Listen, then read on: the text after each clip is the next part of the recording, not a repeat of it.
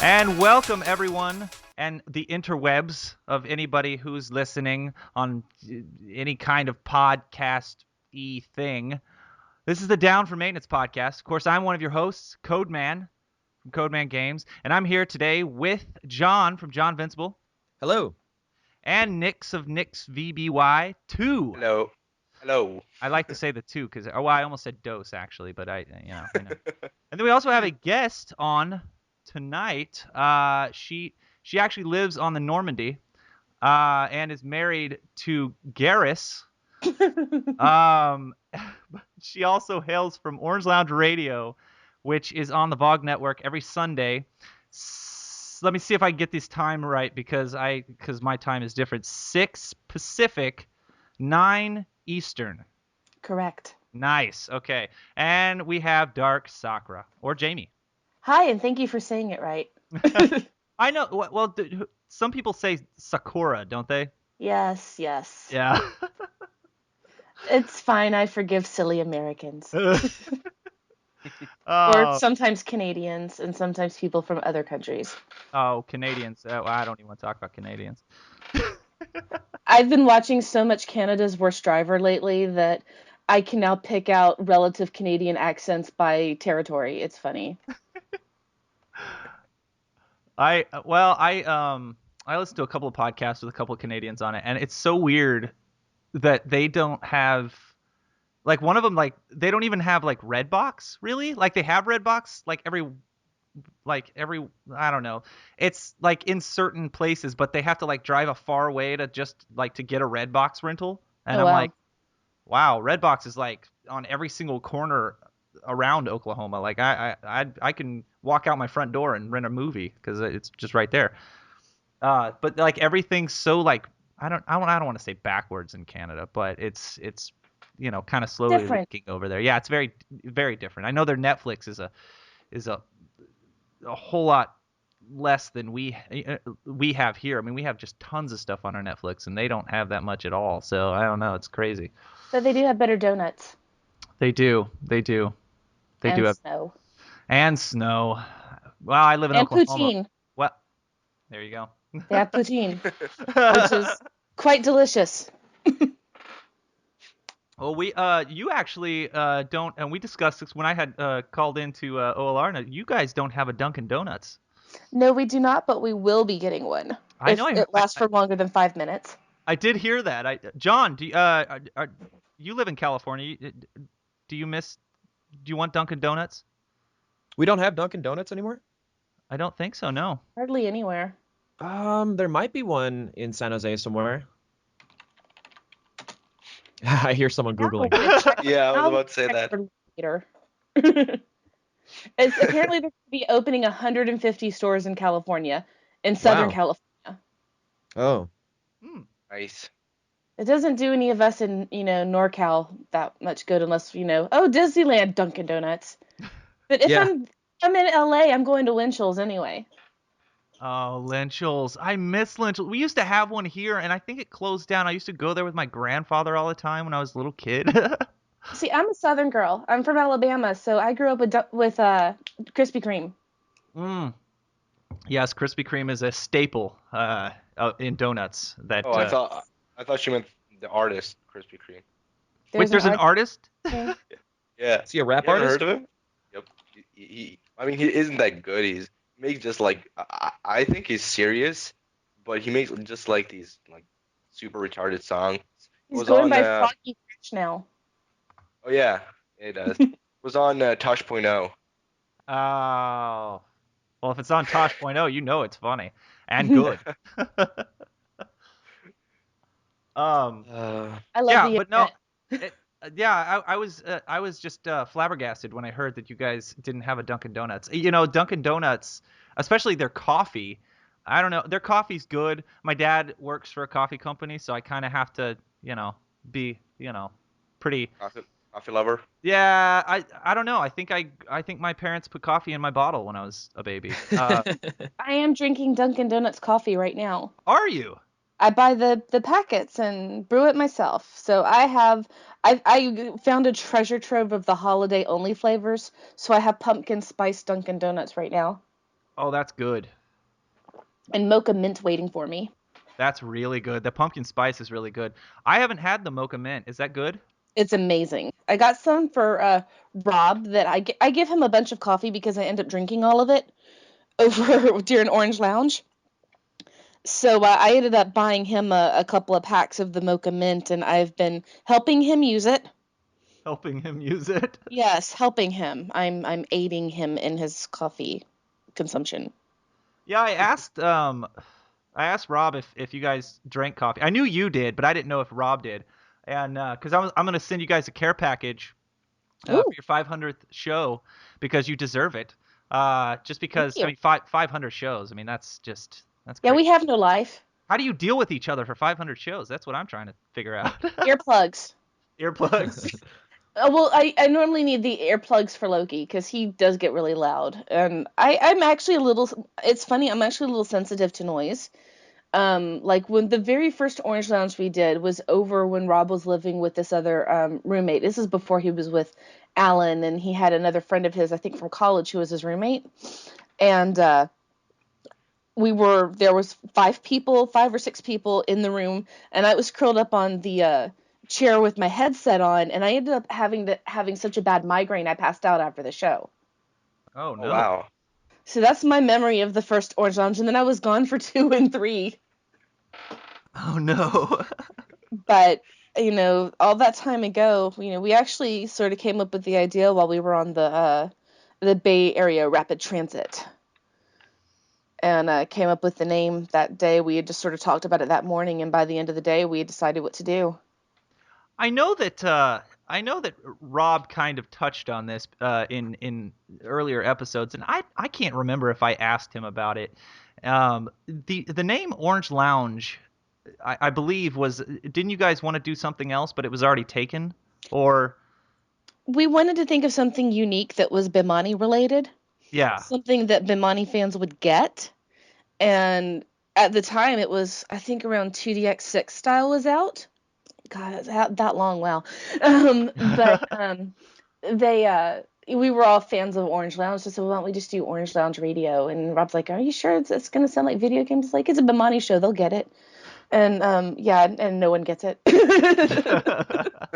hey, it hasn't stopped anybody, so we're sticking with it. I actually found it's few and far between arcades in Oklahoma, and we have one in the local mall here. And I actually found I can't remember what kind of machine it is, but I mean it's a DDX. Oh, what is it? Uh, or DDR. Why did I say Mhm. DDX? DDR machine, but I can't remember what. Anyway, and it's actually for sale because Yeah. they're actually getting rid of the arcade, which just makes me Mhm. mad because you can't find an arcade. We had a kind of like your golf lands. We had a place here called Lions Fun Park, and it was tons of arcades, arcade machines and stuff like that. And I had so many memories in that place. And then they shut it down, and I think it caught fire one day when it was Jeez. abandoned, and then they ripped it down. But we have a uh, Dave and Buster's, which Yeah, we just got like maybe 7 or 8 months ago, I love Dave and Busters. yeah, it's fun, but I don't know, it's fun, but it's not the old school arcades that I'm used to, like when I was a kid, where I used to like get my parents to drop me off at the arcade and then pick me up like 4 hours later, It's and I'd be arcades for grown-ups, for people who remember arcades, but like well, like yeah. alcohol. Yeah, it's well, and apparently there's according to Rob, there's arcade bars in California, which would be really cool to have here. Now, when I was in college, when I lived in Alabama, we had this place right across from campus called Solomon's that it was a deli in the front, and the deli would close, but the rest of it would be open all night. They had an arcade that would get Japanese and modded kits.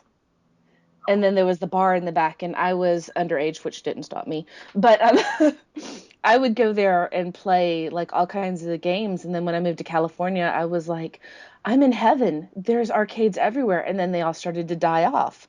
Like in Sacramento, we had this place called the Game Room, which was like the big fighting game mecca.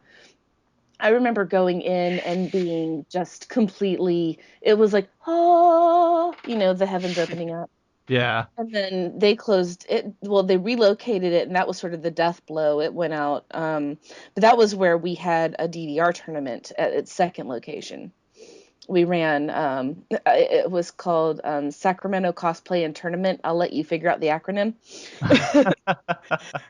And but I used to go to Dave and Buster's in Milpitas for my birthday every year. So I would get just falling down dead, intoxicated, and then try to play Derby Owners Club. Oh God. And my husband would be at I don't remember what was called BattleTech. BattleTech. It's these little pods that you get. He tried to make me do it once, but I got so motion sick. I was like, no, I'm just gonna stand here and let you shoot me. I think I know what you're. I think I know what you're. I don't think it was called BattleTech, the one I played, but I think I know what you're talking about. It's kind of probably the same concept. Yeah, but they got rid of it, and so Dan's like, I don't want to go back. So like, okay, we'll go to Disneyland instead. Jeez. Well, But hey, that's- do you guys have any memories, arcade memories? I don't know if they have arcades. Do they have arcades in Sweden? We do, but I mean, we have one at the movies, which is like 10 minutes away from me. But it's like this really old school. I remember like 8 years ago though. You had like the Pac-Man, like the original Pac-Man machine, Space Invaders, and all that. And now they've upgraded to all these, this high-tech stuff. You still got like right now you got like these kind of 4D like rides that you can go into and like you sit them on and they wobble around. But you do have these arcades, but they're like upgraded. Right now you can have like Terminator Salvation, like you're in the Yeah. Terminator, you're going around and shoot people. Um, so I haven't played those right now because well when we were younger you didn't really care about graphics and you're like, oh my god, this looks awesome. Yeah. But right now when we have like this Battlefield 3 you get Uh-oh. and then Did you we go lose him? Oh, there we go. No, he's still there. You cut out for a minute there, Nix. oh really? Yeah. Because my microphone, all right. Um, so right now, we got Black Ops 2, and then when you go to our arcade and play like this, what is it, 8-bit game, you're like, it's not really Yeah. good. It's not one of those old school games like Super Mario or anything. It's like this game that is made for this arcade. Like no one has ever heard of it. And like, do I want to play this? Nah, I don't want to waste my money. Um, but yeah, so the arcades aren't that popular in Sweden right now. We have like these LAN, LAN, what is it called? Like facilities that let you just play games together. One of the biggest is called Matrix and Inferno. Matrix has over 250 computers hooked up to the same network, while Matrix has around 500. Wow. Basically DreamHack in a smaller like version. That sounds like fun. That does sound like fun. Is you bring like 10 friends and all you like play Left 4 Dead, Call of Duty, and just switch between games. You pay 100 crowns, that's around $80 or $90, and you get to play for 10 hours straight. Wow. Whoa. That is just you play from 10 in the morning to like 8 a.m. in the morning. Good Lord. And I'm sure I'm sure they're running like the highest internet speed that you could possibly, right? 1 gig up, 1 gig down. Okay, yeah. That's pretty quick. But like Yeah. that's crazy. Pretty I've never even quick? heard anything. Huh? That pretty quick, dude. That's pretty quick. I was being facetious, man. We don't even Okay. have that. No, no, yeah, that's unique. I've never heard of anything like that. I know that in the States, like, I mean, we have, you'll have every once in a while, you'll have some friends coming over and you'll have Yeah. like a LAN party or whatever and stuff like that. But I mean, it's not like 500, I mean, that's crazy. Yeah. I mean, the fun thing is like half of those people, like let's say if there's 500, like half of those people are playing like either World of War, World of Warcraft or League of Legends. So Oh, like okay. so like it's funny because you walk in, they're like, "Oh my God, heal me!" I don't know what. I don't play those games, so I don't know. But like the rest of them are like they're just casual gamers. They walk in, play Left 4 Dead for 10 hours, and they walk out. Wow. Or they just switch games between like for every hour. But yeah, it's epic. I was there for like I think last week or something. It was like super awesome. Although my mom got very very mad at me because I came home at 8 a.m. in the morning. What about you, John? Fond arcade memories. Yeah. You have such a So beautiful radio voice. I'm sorry. It's just so. He does. He does. It's just it's so. just the mic, man. I'll just show you which one I bought, and it's actually cheaper than the Snowball I think that you're using. Oh, really? Yeah. Oh. But no, my arcade memories actually start before my arcade memories. When 7-Eleven used to have arcade games. Oh I yeah. I'd go there to play Street Fighter and Mortal Kombat because I was like, it was in walking distance of the house. Wait, you said the what? 7-Eleven? The 7 block had arcade. We call it 7 block here. Why That's is it called gangster. 7 block? Because it's on every corner. So like we call it the 7 block. It's gangster. You It wouldn't does sound pretty understand. gangster. Anyways, that was before 7-Eleven didn't have arcade games anymore. But I used to play Street Fighter and Mortal Kombat there all the time. And then like I had the Golfland phase that I talked about. I would just go with my friends. But my other fondest arcade memory was an arcade called Nickel City. And there used to be a couple in San Jose, but there's just one in a neighboring city called Campbell now. And everything runs on nickels instead of quarters. And they have some new games, a lot of like older games. And some games were just free because you paid like $5 to get in or something. They would have like really old games like Pac-Man and stuff, Space Invaders that Nix was talking about. Those would be like free games at a Nickel City. And my dad would drop me off there with like 10 or $20, and he would leave me there for like 6 hours because I would just play Gauntlet Dark Legacy for 6 hours. Jeez, I remember that game. Oh yeah, it was like, and for as cheap as it was to play there, like it was cheap entertainment. I remember feeling bad. I'm like, Dad, you're giving me $20, and he's like, you're gonna be entertained for 6 hours off $20. That's cheap entertainment. Entertainment. But yeah, those are probably my two fondest. I wound up buying a Dreamcast solely to play Gauntlet Legends. A lot of people bought it for like fighting games, but I really wanted Gauntlet Legends. Gosh, I can't remember. I think I sold. Oh, it was a long time ago too when I had one. Dreamcast? Yeah, and then I sold it, and I probably shouldn't have because I have another friend who has one still, and I go over there on my lunch breaks because he lives close to where I work, and I'll play it every once in a while because he has like this like classic gaming room. It's almost like your Volt, Jamie. We used to have. It's just got all these different consoles, these older consoles, and you can just go in there, and he's got all these games, and you can turn on whatever console you want and play it, and it's pretty fun. But yeah, I had a lot of good memories with the Dreamcast. What games did you have? I only had like 5 games. Oh God, I can't even remember, John. So many. I had like, what did I have? What did I have? I'm gonna have to look up names to a whole bunch of Dreamcast games. Yeah, because Hold I got on. it. Sorry. No, Oh, let wait, me she's- look over in the corner, and I Yeah. will name some games and Oh, tell me if you have them. Seriously, I'm looking at a pile of Dreamcast games right now. well, maybe it'd be Wow. quicker because I only have 5, so I could really easily tell you which ones they are. I have Capcom versus SNK 2, Good one. Marvel versus Capcom 2. I had Marvel vs. Capcom. I had for a little while, but then my brother stole it from me, and I don't even know what happened to it after that. That's I've always sad. been terrible at that series, but it's really fun looking, so I like to play it. But then I think I had Shenmue. That's a good uh, game. Yeah, that was a lot of fun. I never beat it though. Then I had Resident Evil Code Veronica. I had that. Oh. I do know I had that for a fact because I was very, very excited that they brought it out on the Dreamcast, and then didn't they report it to like the PlayStation 2? One of those, thought yeah, they it was. did.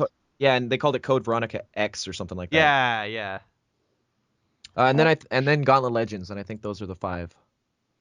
Oh, Rayman. I had a Rayman. I know that. I can't remember which one it was though. Was there only one? I'm not sure. No, because there was. Let me look. I gotta look this up. I just remember my husband playing a whole lot of Quake 3 on the Dreamcast. Oh wow, I didn't even know it was on there. Yeah, you could use the network adapter with it, which we got Phantasy Star Online Mhm. so that we could play it with the network adapter, and then it didn't even work with the broadband adapter.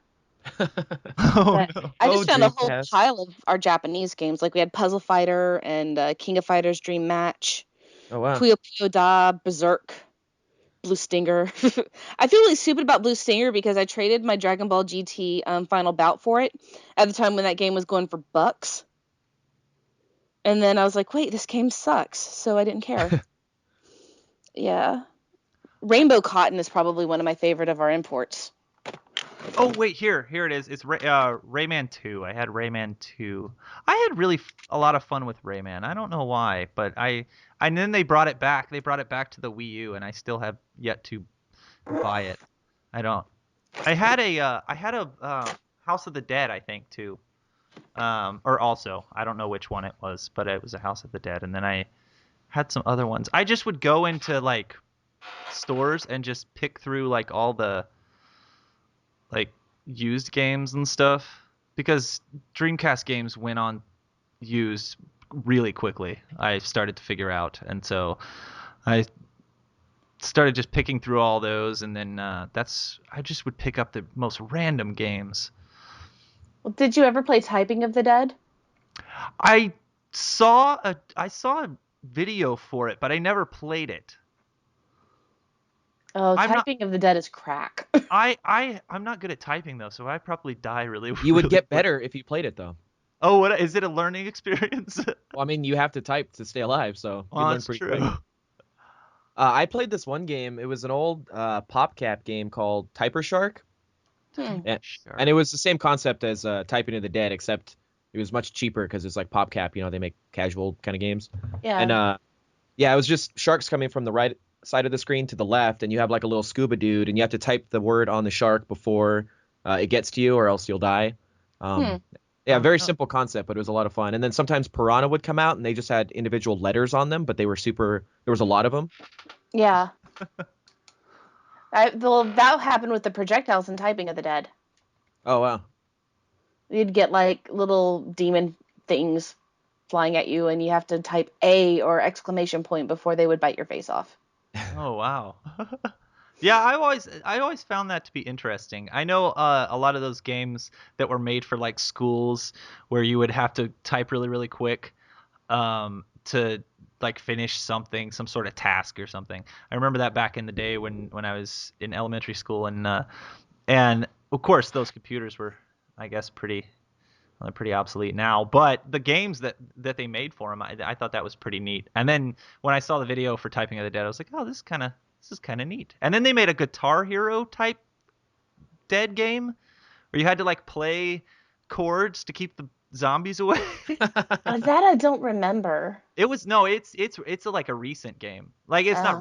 recent, but it's I mean it came out within a couple of years ago, I think. But I don't know if it did very well. I don't think it did. I think that's why we didn't really hear a lot about it. But Rock of the Dead, it was called Rock of the Dead, I think it was. Oh, yeah, I did hear of that. I think. But yeah, I thought that was kind of cool too. Yeah, Rock of the Dead. Here we go. Yeah. I thought that was holy crap. But yeah, that's back in the day, I guess. Although I know you're into classic games, and I don't know how. I've only played this game on the Wii, but I actually mentioned it to Rob, and he had never heard of it. But I don't think you can buy it off of Amazon, but you can't buy it in stores anymore. But it's called Castle Shimogami. I think I've heard of it. Yeah. Okay. Yeah, it's a shooter, and it's the coolest shooter I've ever played. But although I think I'm trying to say coolest shooter of now that I've ever played, really. But like it's difficult too. Like it's a Japan shooter that it's just ridiculous. Like if you're not all over the place at one time, then yeah, you're not gonna do very well. The sequel's on PS2.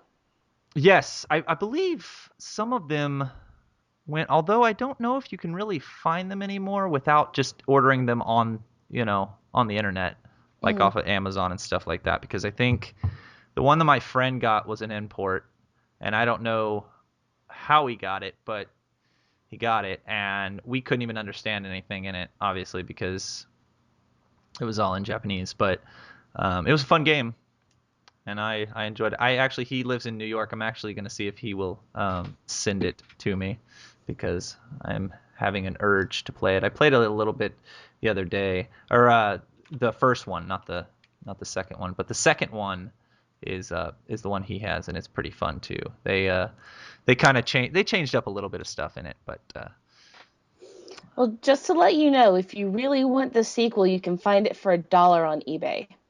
$1. And the third one on Wii for $5. Oh wow, is it like on the Wii store, or is it like On eBay. Oh, on eBay? Okay. Or as my husband calls it, Evil Bay. Evil Bay. And the Yeah. Evil G. I have made that a doctrine. Everybody needs to say that GameStop is the Evil G.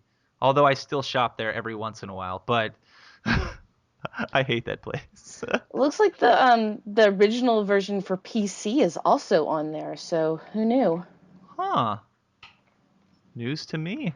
Yep. It's a good game though. If you haven't played it, you need to check it out, because it's a really fun game. Dan might like it too if he likes shooters. He likes shooters, doesn't he? Oh, he does. In fact, today we were on a kick watching review videos for the Thunder Force series. Thunder Force. I'm gonna have to. Yeah, we got Thunder Force 4 over here as Lightning Force. They misspelled it. And we had Thunder Spirits, I think, was on, I want to say that was the arcade and Saturn re-release of Thunder Force 3. Oh, okay. Well, Really fun shooter. I have here on the Thunder Force series on our trusty Wikipedia. Mm-hmm. We have Thunder Spirits Super. It looks like it was SNES. That's right. But they did. I'm thinking of Thunder Force AC. Oh, okay, yeah, that was a port of. Well, it says here it was a port of Thunder Force 3 to the arcade. Yeah, to the arcade. Yeah. But it's the whole series is pretty fun. The later, like Thunder Force 5 is not as, I think, great as 4 was, because 4 was really good. But they're pretty hard. Although I do hear that Thunder Force 6 is actually super easy. Oh yeah, this looks. Wow, yeah, this looks kind of difficult. But the first one was actually an overhead type of game, and then the second one was a combination of overhead and side scrolling. And then by the time the third one came out, it said everyone hates that overhead stuff. Let's just do side scrolling. Yeah. And they had a winner. This looks fun though. Oh yeah, it's a great game. You know, if I didn't have the problems with my hand that I did, I had surgery on my right hand, and if I could hold a controller longer than 30 minutes, I would be playing the shooters. Yeah, that's Orange Lounge Radio has kind of gotten me back into all the more classic games, I guess you would say. I didn't really used to play a whole lot of them. And I've started getting into all these different classic games now, just because I keep hearing about all these games. I'm like, I gotta look that up. And so I look it up, and then I'm like, oh, this looks fun. And so then I start playing it. You do have a wiki with all the classic games of the week that I have gone over since we started the segment. You do? Yes. And which helps me make sure that I haven't duplicated one. Yeah. And sometimes I look at that and go, I didn't do this game? What do you mean I didn't do this? It's Dig Dug. Or we've had like 3 games in a row that I had picked. I just happened to look in in one of our bins over here, because we've got these little plastic bins that we keep like the PlayStation and the Dreamcast and SNES stuff in. And I look over there, I was like, oh, I'll do this game. And I was like, wait, I haven't done this before. So it's kind of weird. And I sometimes I rack my brain, because like, what can I do that I haven't already done? And then I look at my shelf and go, oh. Yeah, that could be pretty confusing sometimes, especially if you have tons of games just piled up, or tons of games that you collect, and then you don't even know which ones you've actually gone over. And there's some cases where like I will have played like a Japanese version of a game, and then I've run across an American one, not even realizing that a US one came out. And I'll be like, oh, this game looks. Oh, I played this. I better not buy it. There's actually a couple of games like I was addicted to this series. Oh, great! Now I can't remember the name of it. Magical Hoppers, I think it was. And then I found out it came out over here as Pandemonium. Pandemonium. Well, that's like that was like the whole Final Fantasy debacle. How we didn't get which Final Fantasies were different from the ones that were actually in Japan and then came over here. Yeah, we got like the first one, and then we got 4, which was the first one on the Super Famicom, and then we got 6, and then they started numbering them right with 7. Yeah. But It's funny you say that you say 7 because I just ran across an article, and apparently there is a rumor that Final Fantasy 7 is coming to Steam. if they had it all high res and pretty, I would probably wet myself. Yeah, I just read it and I was like, what? Well, there was a PC version of it, and I remember back in the day, it was like my computer wouldn't even run it. Yeah. But I don't think it would be too hard. The code is there. Well, I know that on a jailbroken iPhone 4, you can run Final Fantasy 7 through some emulator that Cydia has. But I haven't actually seen it being run, so I don't know if it's actually true. I read it on the internet. Of course, everything on the internet's true, right? Yeah. But like I don't know. It's kind of, I don't know.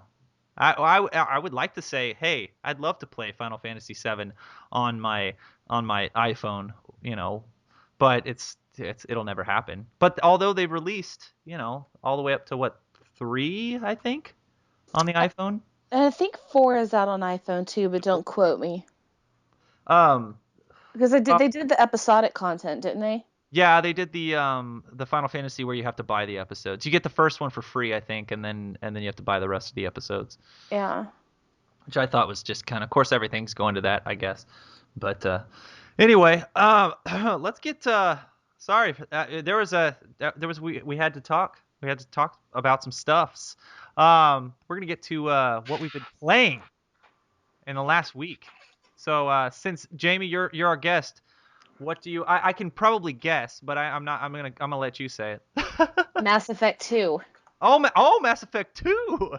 Yeah, I'm back to playing my Renegon, who's basically mostly renegade. I can, in my head canon, she has scars.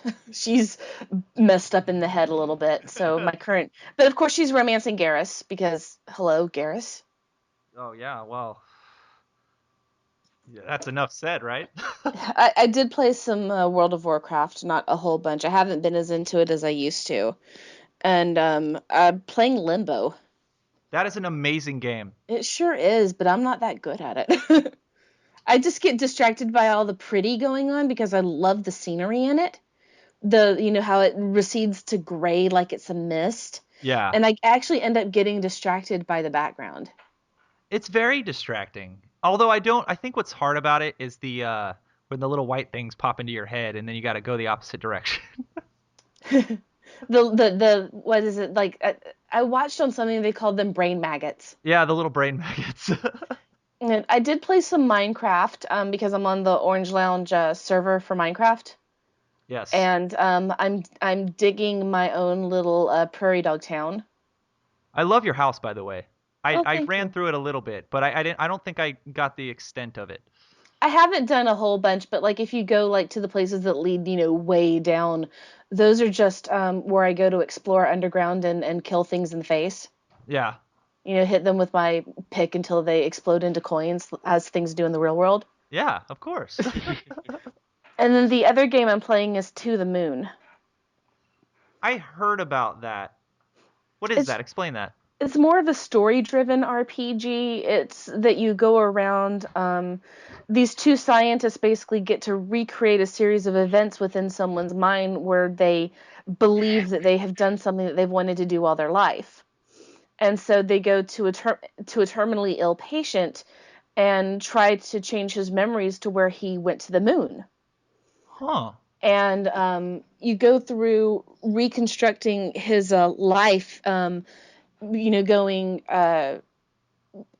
modern to his youth, and you find different pieces of his experience and piece them together so that you find the key that takes you to the next step.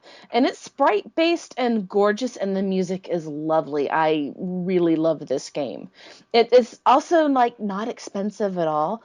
I can probably pull up Steam right now and tell you how much it is. To the Moon. Let's see. To the Moon is only $10 right now. Oh, wow. And if you buy it with the soundtrack, then it's $13. Wow, that's not very much more. When I got it, it was during the holiday sale, so I paid $5 for it. But even so, at $10, it's worth the price. It's a super good game. Yeah, I need to. Oh wait, do they? Please tell me they have it on Mac. I don't know. Yeah, I don't know. I'd probably have to play it through.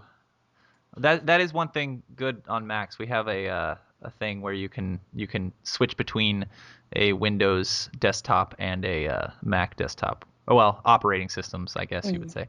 But yeah, that's good. That's how I play some, not all, because I can't most on my iMac I can't run certain games. But yeah, I will check this game out actually, because I've heard about it and I read a little bit about it, and I love RPGs. So, you mean you're not playing Ni no Kuni? I haven't bought it yet. I actually just quit my job. I know. I remember you saying that. Like, what? You don't have to go into detail, but was it you just didn't like it there? I dealt with evil on a daily basis. Oh, okay. Because you do the same thing as me, so I'm trying to get a connection here. Well, the place that I was at was actually I was an office manager for an incredibly critical individual, and that's all I'm going to say. So I ended up leaving, and which is a good thing because this week I've been sick half the week. Yeah.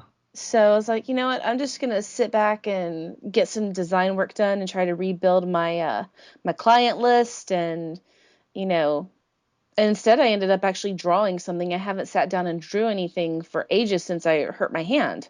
Yeah. And I am doing Mass Effect fan art. I know. I've been following you've been posting them on your Tumblr, right?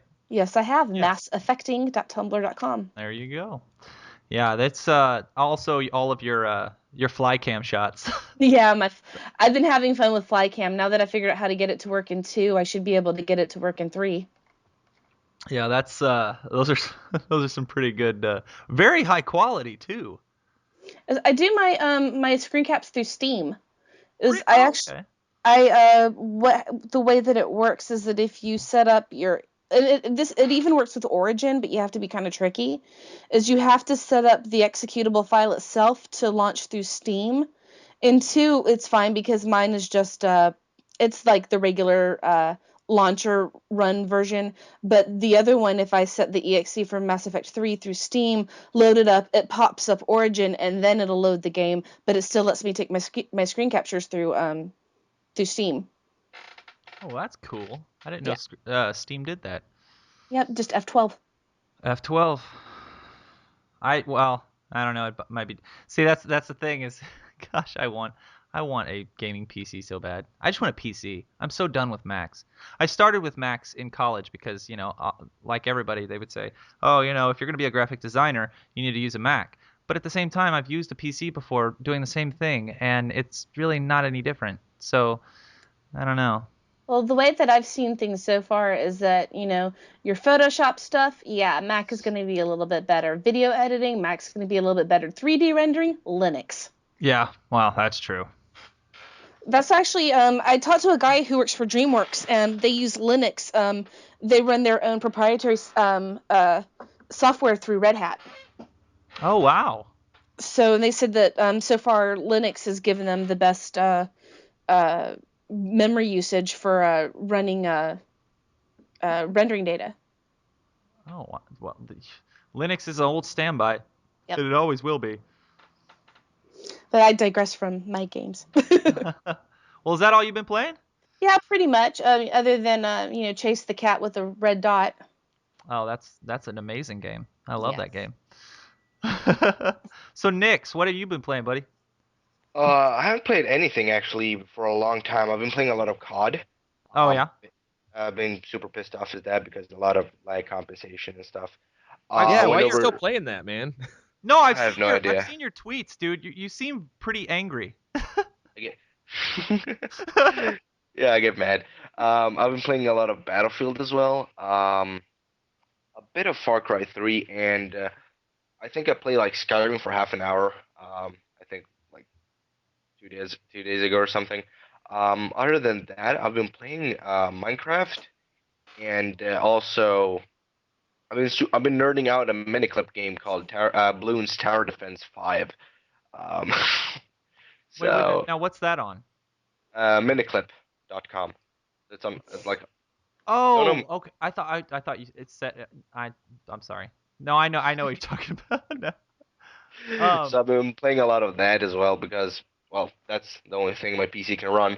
Uh, and I don't know. I mean, my PC can run Portal 2, but I have to turn off every single program I have and turn on like the game booster thing and everything. I'm just too lazy to do that. So um, I'm just mostly on Facebook, Twitter, YouTube, all that kind of stuff. And from time to time, I just jump on the PS3, get some gameplay, and commentate over it. And that's about it. Otherwise, I don't play that much. I don't have time. Well, you're a rap star. Yeah. Nick. I'm not. No, I want to mention that again because it's phenomenal. Like I was so blown away. I was like, whoa, this is crazy. But anyway, we're not. I mean but then it was crazy that I saw that. All right, well, that's all you've been playing? I did see that you were playing some Battlefield a little bit there, and you were yelling at somebody on Twitter. I don't know who you were yelling at. You don't have to say, but you were not happy with somebody. Today? Yeah. Oh, I don't know if it was today. Well, okay. I'm building a website for our podcast.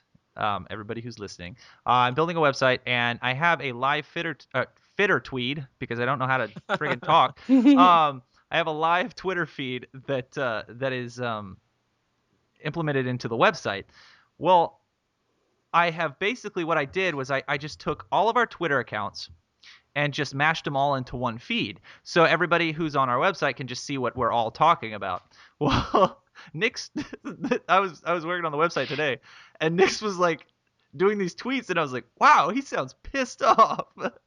And so every time I would load up the website to kind of like check it and like debug, I kept seeing his tweets, and I was like, good lord, man, somebody really made Nick's pissed off. Like, what's going on? Was it today? Yeah, I think it was today. Yeah. Yeah, because I was playing what is it called, Black Ops 2, and there's this little thing called the AGR, this little Wally machine thingy, and I'm trying to get the diamond launchers, and to get the diamond launchers, you have to use like the FAJ, aka the Stinger, to destroy this thing. It takes 3 shots. I got 2 shots off in it, and I respawned exactly next to it, and it was about to shoot the third one, actually destroy it, and get my gold camo for the Stinger, and a teammate destroys it. I was yelling all the time before I did this. I was like, "Yo, they got the AGR. Do not destroy it. I'm gonna destroy it with my Stinger. Do not destroy it." And they're like, "Yeah, we're not gonna destroy it."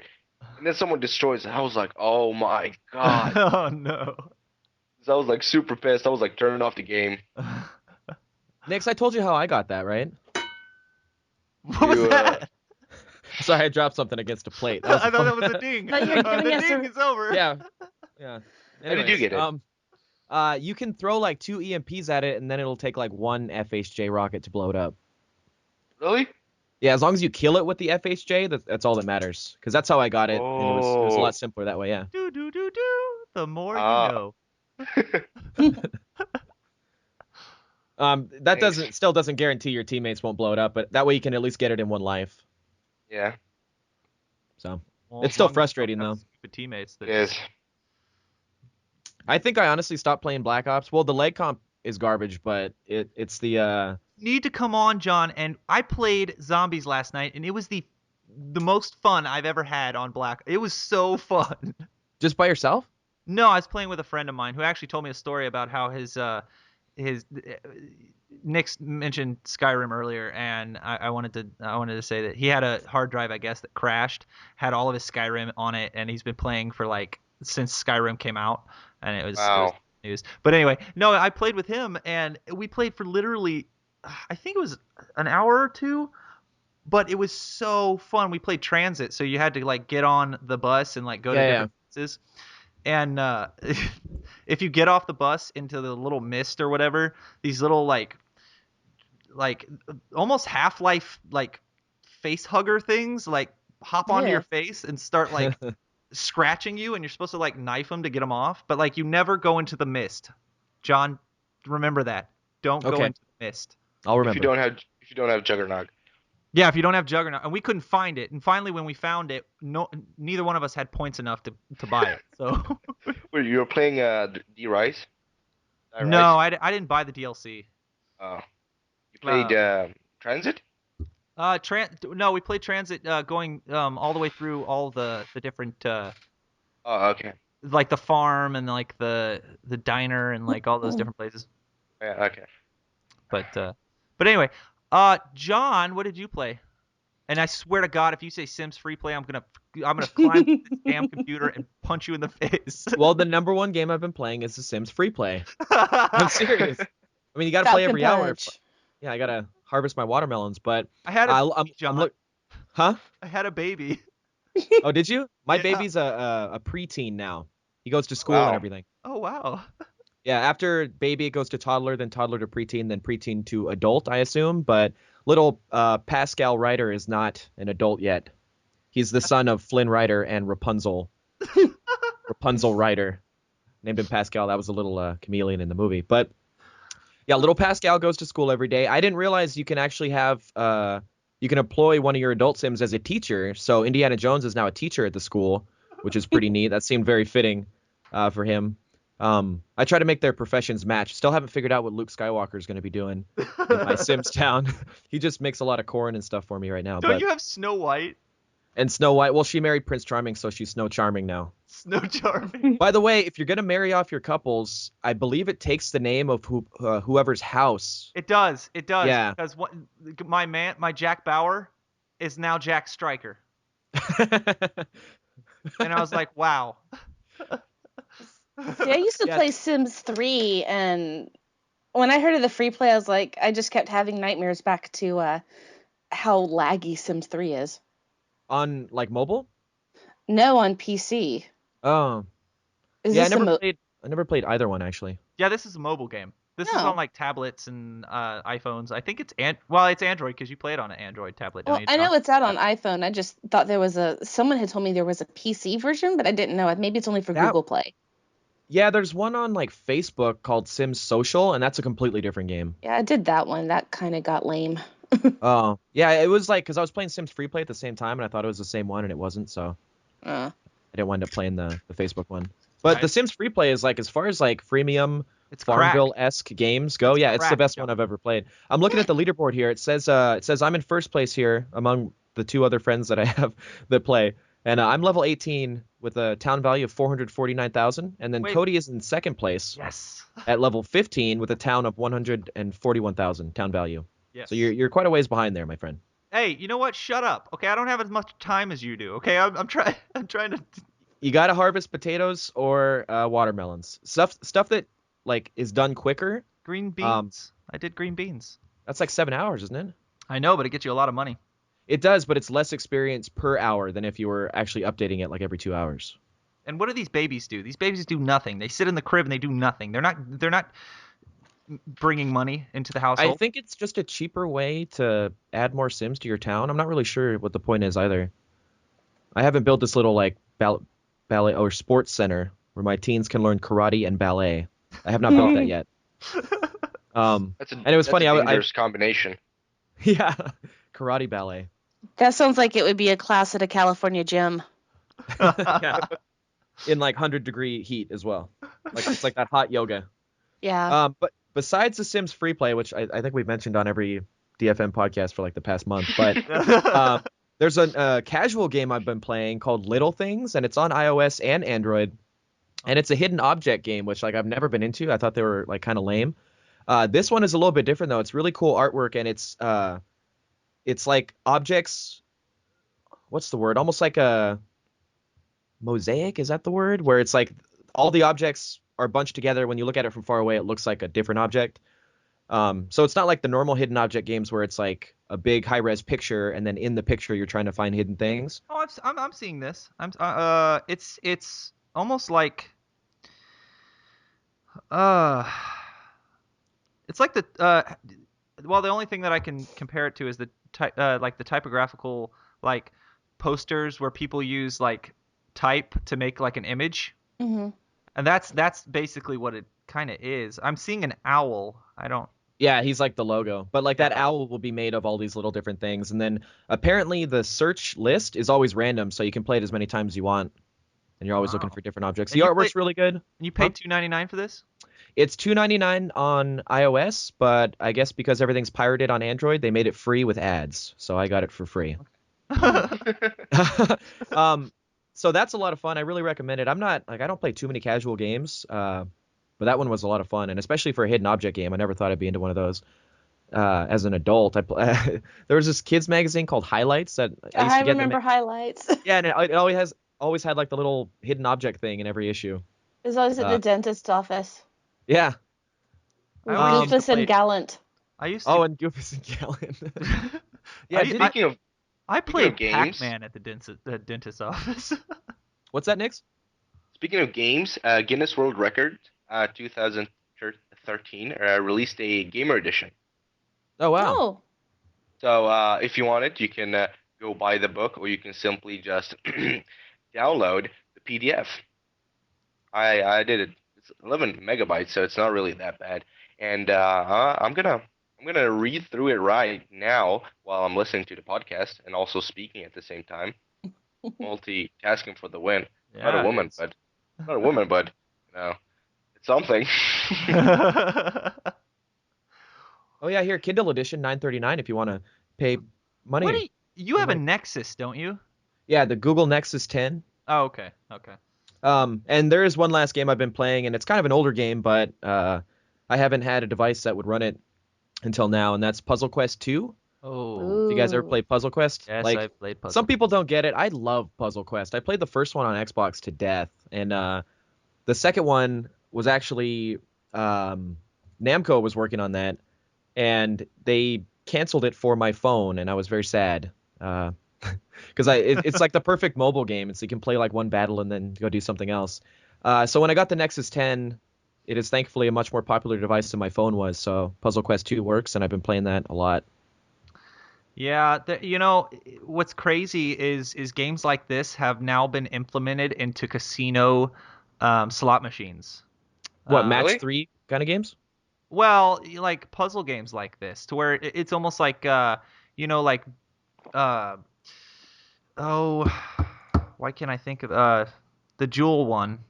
Bejeweled? Yeah, Bejeweled. Wait, there's a Bejeweled slot machine? No, but there's slot machines that act in the same way. So like you could each time you match and then it disappears, you win money from that, and then like stuff like that. But then if the board gets to where you can't match anything, then that's when you pay again.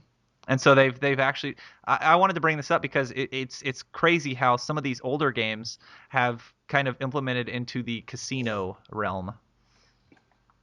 I thought it was kind of interesting. I have a very short experience with casino slot machines. I went to Reno a couple years ago. And yeah. Huh? I work. I see it all the time. So like that's why I. Oh, and my friend, she put in like $1 or maybe $5 or something into the Wheel of Fortune slot machine. Yeah. And she won like $50 on her first spin, and then she cashed out and bought us drinks because we're not big gamblers, so that was kind of a big deal. Yeah. And then I got drunk, which is what they want you to do at a casino, right? I started playing like I think it was a $5 Wheel of Fortune slot machine. I think it was, or it was like $1 and you can like bet max or something, and it was $5. I lost $40 in seriously less than 5 minutes, and then I was really sad, so I stopped gambling that day. Yeah. I used to be addicted to playing bingo at the casinos. Yeah. It's funny because like it'd be all these old people and then me and my friend. And we wanted to play one more round each, but we didn't have a lot of money, and I went in and did a penny slot and won the jackpot on it and got $20 out of it. So we went and played more bingo. Have you ever played Keno? No, I haven't. That just is too many numbers. Yeah, it's difficult. I don't understand it, but I know a lot of people. It's huge here. Obviously we live in, I live in Oklahoma. We're real huge in the casinos, Native American lands and stuff like that. So we have tons of casinos here. Mhm. And I actually work I work for a company that does things for the casino, so I see it all the time. But I always see so many people playing that, and I'm like, I don't understand it. It's one of those games that you probably have to been played for like years and years and years, and you're like a veteran of playing this, and otherwise you would just not be good at it at all, because I've tried to understand it and I can't. I'm not good with numbers anyway though, so It just always seemed kind of pointless to me. Like I could play this game or I could go drink. exactly. Yeah. And I like the I can go drink option. Yeah. Where would you like to spend your money? Would you like to spend it in 20 seconds, or would you like to spend it in a couple of hours and then go home and pass out? Yeah. Either way. I would like to spend it unconscious, please. Sign me up for the unconscious option. There you go. That's what I would like to spend it on. Well, John, is that everything that you've been playing? Yeah, just a lot of Android stuff. Well, I as I've said at the beginning of the podcast, I believe, or it was before the podcast, before we started recording, I've been playing a little bit of the I say a little bit all the time, but it's totally not true. Of the Sims free play. John, you've sold me something here, and it's a drug. So Wait, can I ask you this? Have you been like addicted to like a social game like that before? no, I haven't. And this, Oh, wow. that's why it's kind of like I constantly have to know, and I'm very anal about keeping all of their stats all the way filled. And Yep. so like I always have to be checking on them. And I still haven't figured out how to have the child or the baby go to the bathroom. I don't understand that. The baby will go to the bathroom in its pants when it gets all the way red, and then you have to change the diaper. Ah. So like the makes bathroom sense. thing will go all the way down, and then its hygiene will go all the way down after it poops itself. Almost like real life. There we go. Yeah. And then you just have to change the diaper, and it'll be That fine. Yeah, reminds me of you something can't get that one up. That can't reminds get me of that. something my daughter left me this morning. Anyway, but no, I've been playing that a ton of that. I am obviously below John's standards according to the leaderboards. I started before you though. That's not really Yeah, fair. you did. I need more neighbors though, so I get more money. Gifts, I guess you would say gifts. Yeah. And then I played a little bit. I've been playing a little bit of Limbo here and there on the Mac through the App Store version, which seems to be the same version as the. Did I just say version? I think I You just said did. version. The same version as the PC version. Obviously it's a port, but it seems to be playing the same way. I'm having a lot of good times with that. I still haven't beat it, which it's very, very difficult. Jamie can kind of Yeah. agree with me on this. It can get frustrating. It's very frustrating. And John, John or Nick, if you play PC games and you want to pick up something that's, I don't think it's too expensive. I don't No, remember it's how much not. I bought it for. Did you get it during the holiday sale? I didn't get it through Steam. I got it through the Mac App Store. So I want to say it was It's $10 on Steam. okay. Yeah, it's But $10 on Steam. Demo's free. We're still talking about Limbo? Limbo. Yeah. Yeah. Yeah, I did buy that on the Steam sale. I just haven't played it yet. You need to buy it, or you need to play it, buddy. It's so fun. I've It is heard of not- Limbo. I've never just got into it. It seems kind of boring. to be honest. No, I- dude. It's you like- It frustrating. isn't. If you like puzzle games, if you like trying to figure out what to do next, then that's the kind of game it is. Like, and then there's like a big spider and like all kinds of different stuff in it. And saw blades. And saw blades And brain maggots. and brain maggots. Is it like Portal in that like you just try to figure out the puzzle? Sort of Well, like Loosely, I guess you would say. I mean, it's not. It's, In a very linear sense. yeah, I mean, it's I don't know. I can't really explain it. You just have to play it. I don't know. You're journeying along as this little dude in this very black and gray place, and you encounter puzzles as you go along your path, and you have to figure out how to solve the little puzzles to progress to the next part of your path. Okay. I guess Well- that's the best well way said. to describe it. There you go. And it's I mean, it's a blast. I know that there's some puzzles that are pretty difficult. I know the puzzles with the brain maggots are kind of difficult at first because basically what happens is this brain maggot goes in your head and you turn around and you're being forced to go the opposite direction until you hit sunlight and it turns you back around. So you have to figure out what do I have to do in this amount of time that I'm going this direction to figure out how to get past in the other direction. It's really it's a really fun game, and I've been having a lot of fun with that. And then I picked up Borderlands 2 again and started playing that a little bit. The new DLC, some more of that. It's actually it's getting pretty fun. I'm liking this DLC a lot. The last two were a little, I don't want to say boring. They're not boring to me, but they were more add-ons, whereas this is a story add-on. And so it's kind of progressing the story that ended in the main story.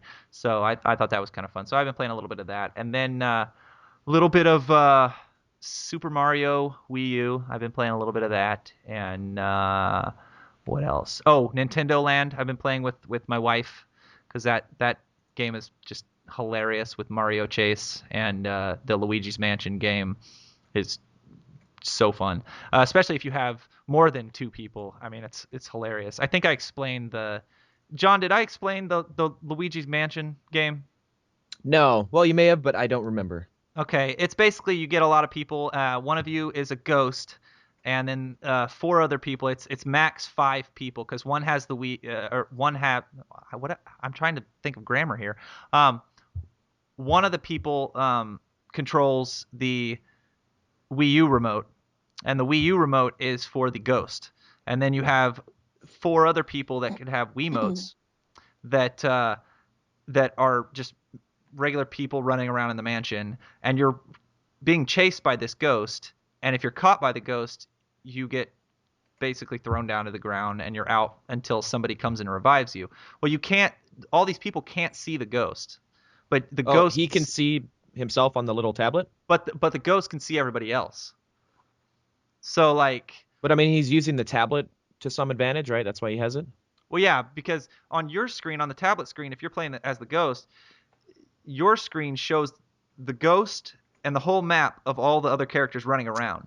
So Okay. you can see all the other characters, but the characters can't see you unless they shine a flashlight on you. That's the weapon. So if the flashlight is shined on the ghost, it takes away some of its health, and then it runs off, and then you have to it resets everybody, and then almost in rounds and stuff like that. But it's really fun, and if anybody out there has a Wii U and you don't have Nintendo Land, it's a fun party game, I guess you would say.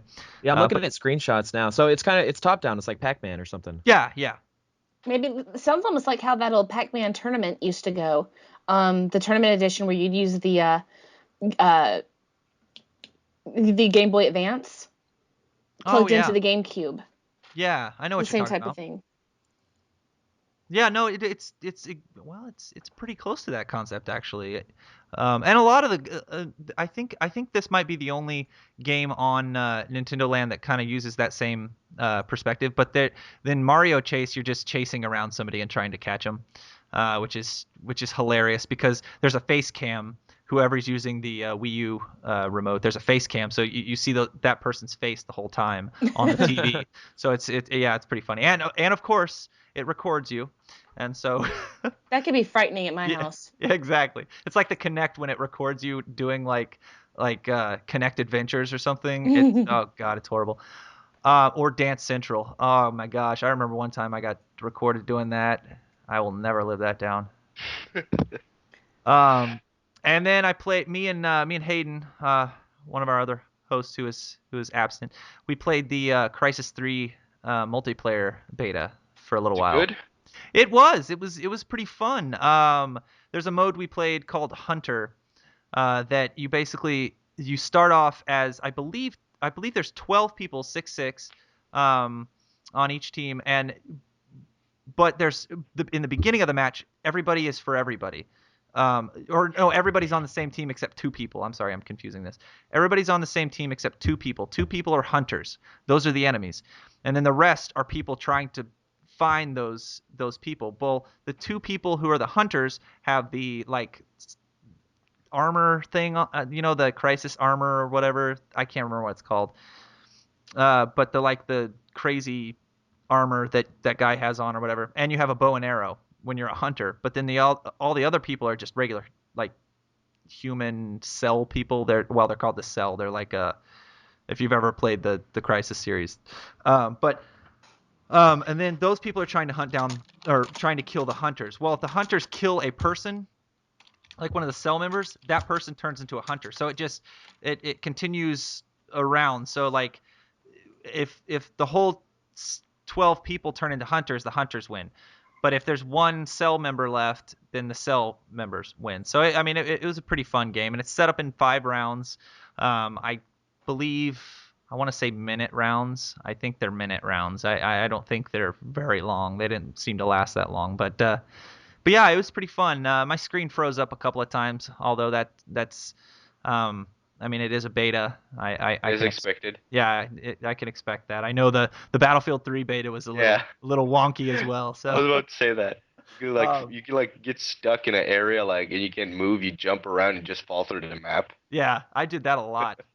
But yeah, that's pretty much all I played. So, in a nutshell, that lasted, I think, 30 minutes.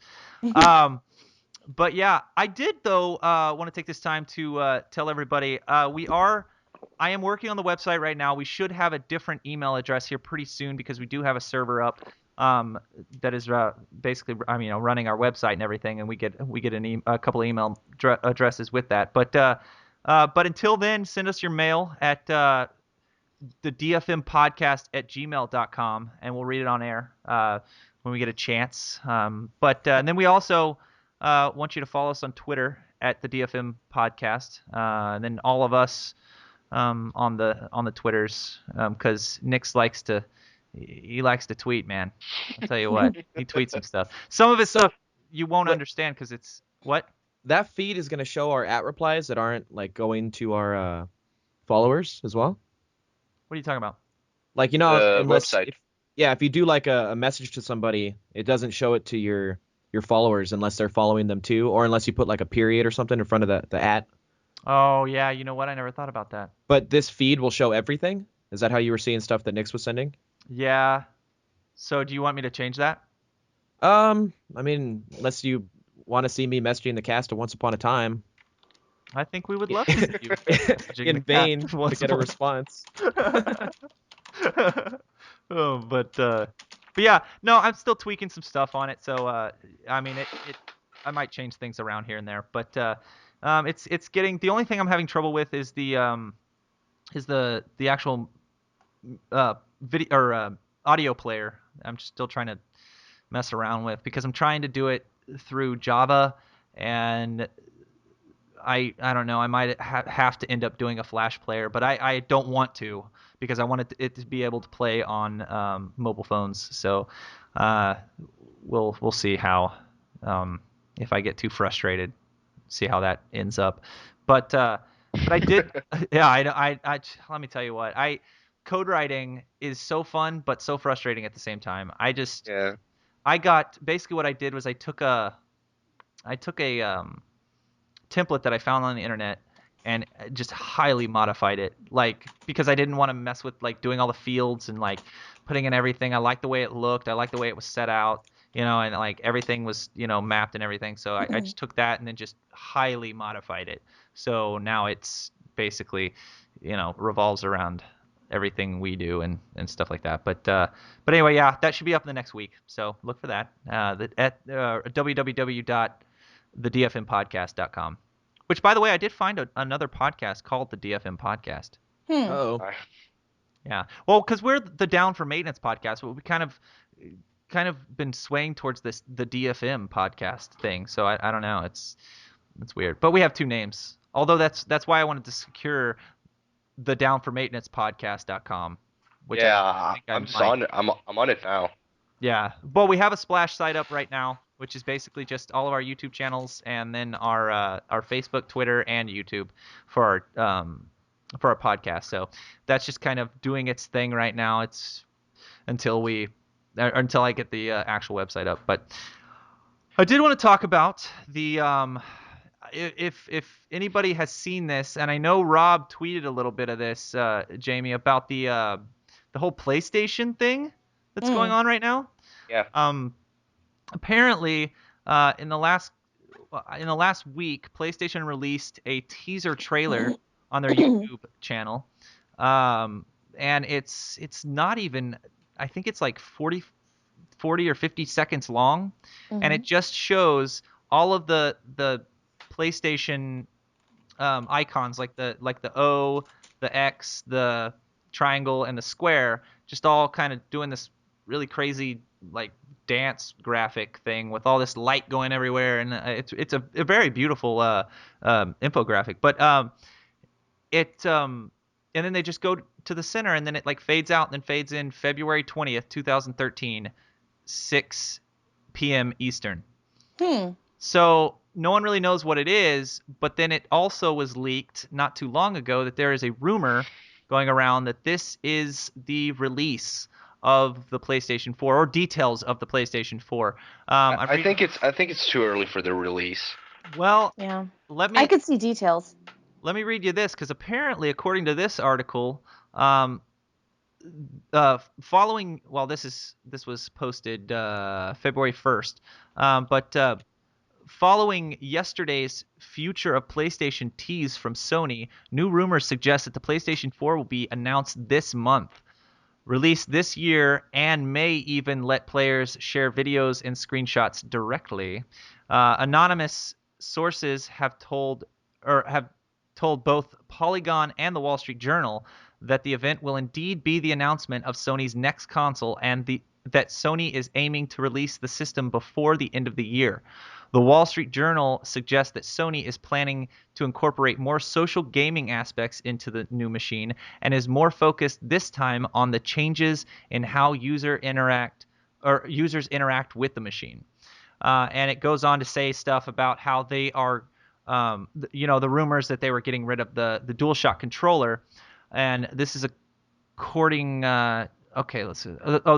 The system will ship with a redesigned controller, which is the same size as an existing DualShock, but features a small touchpad in place of the existing Select, Start, and PS buttons.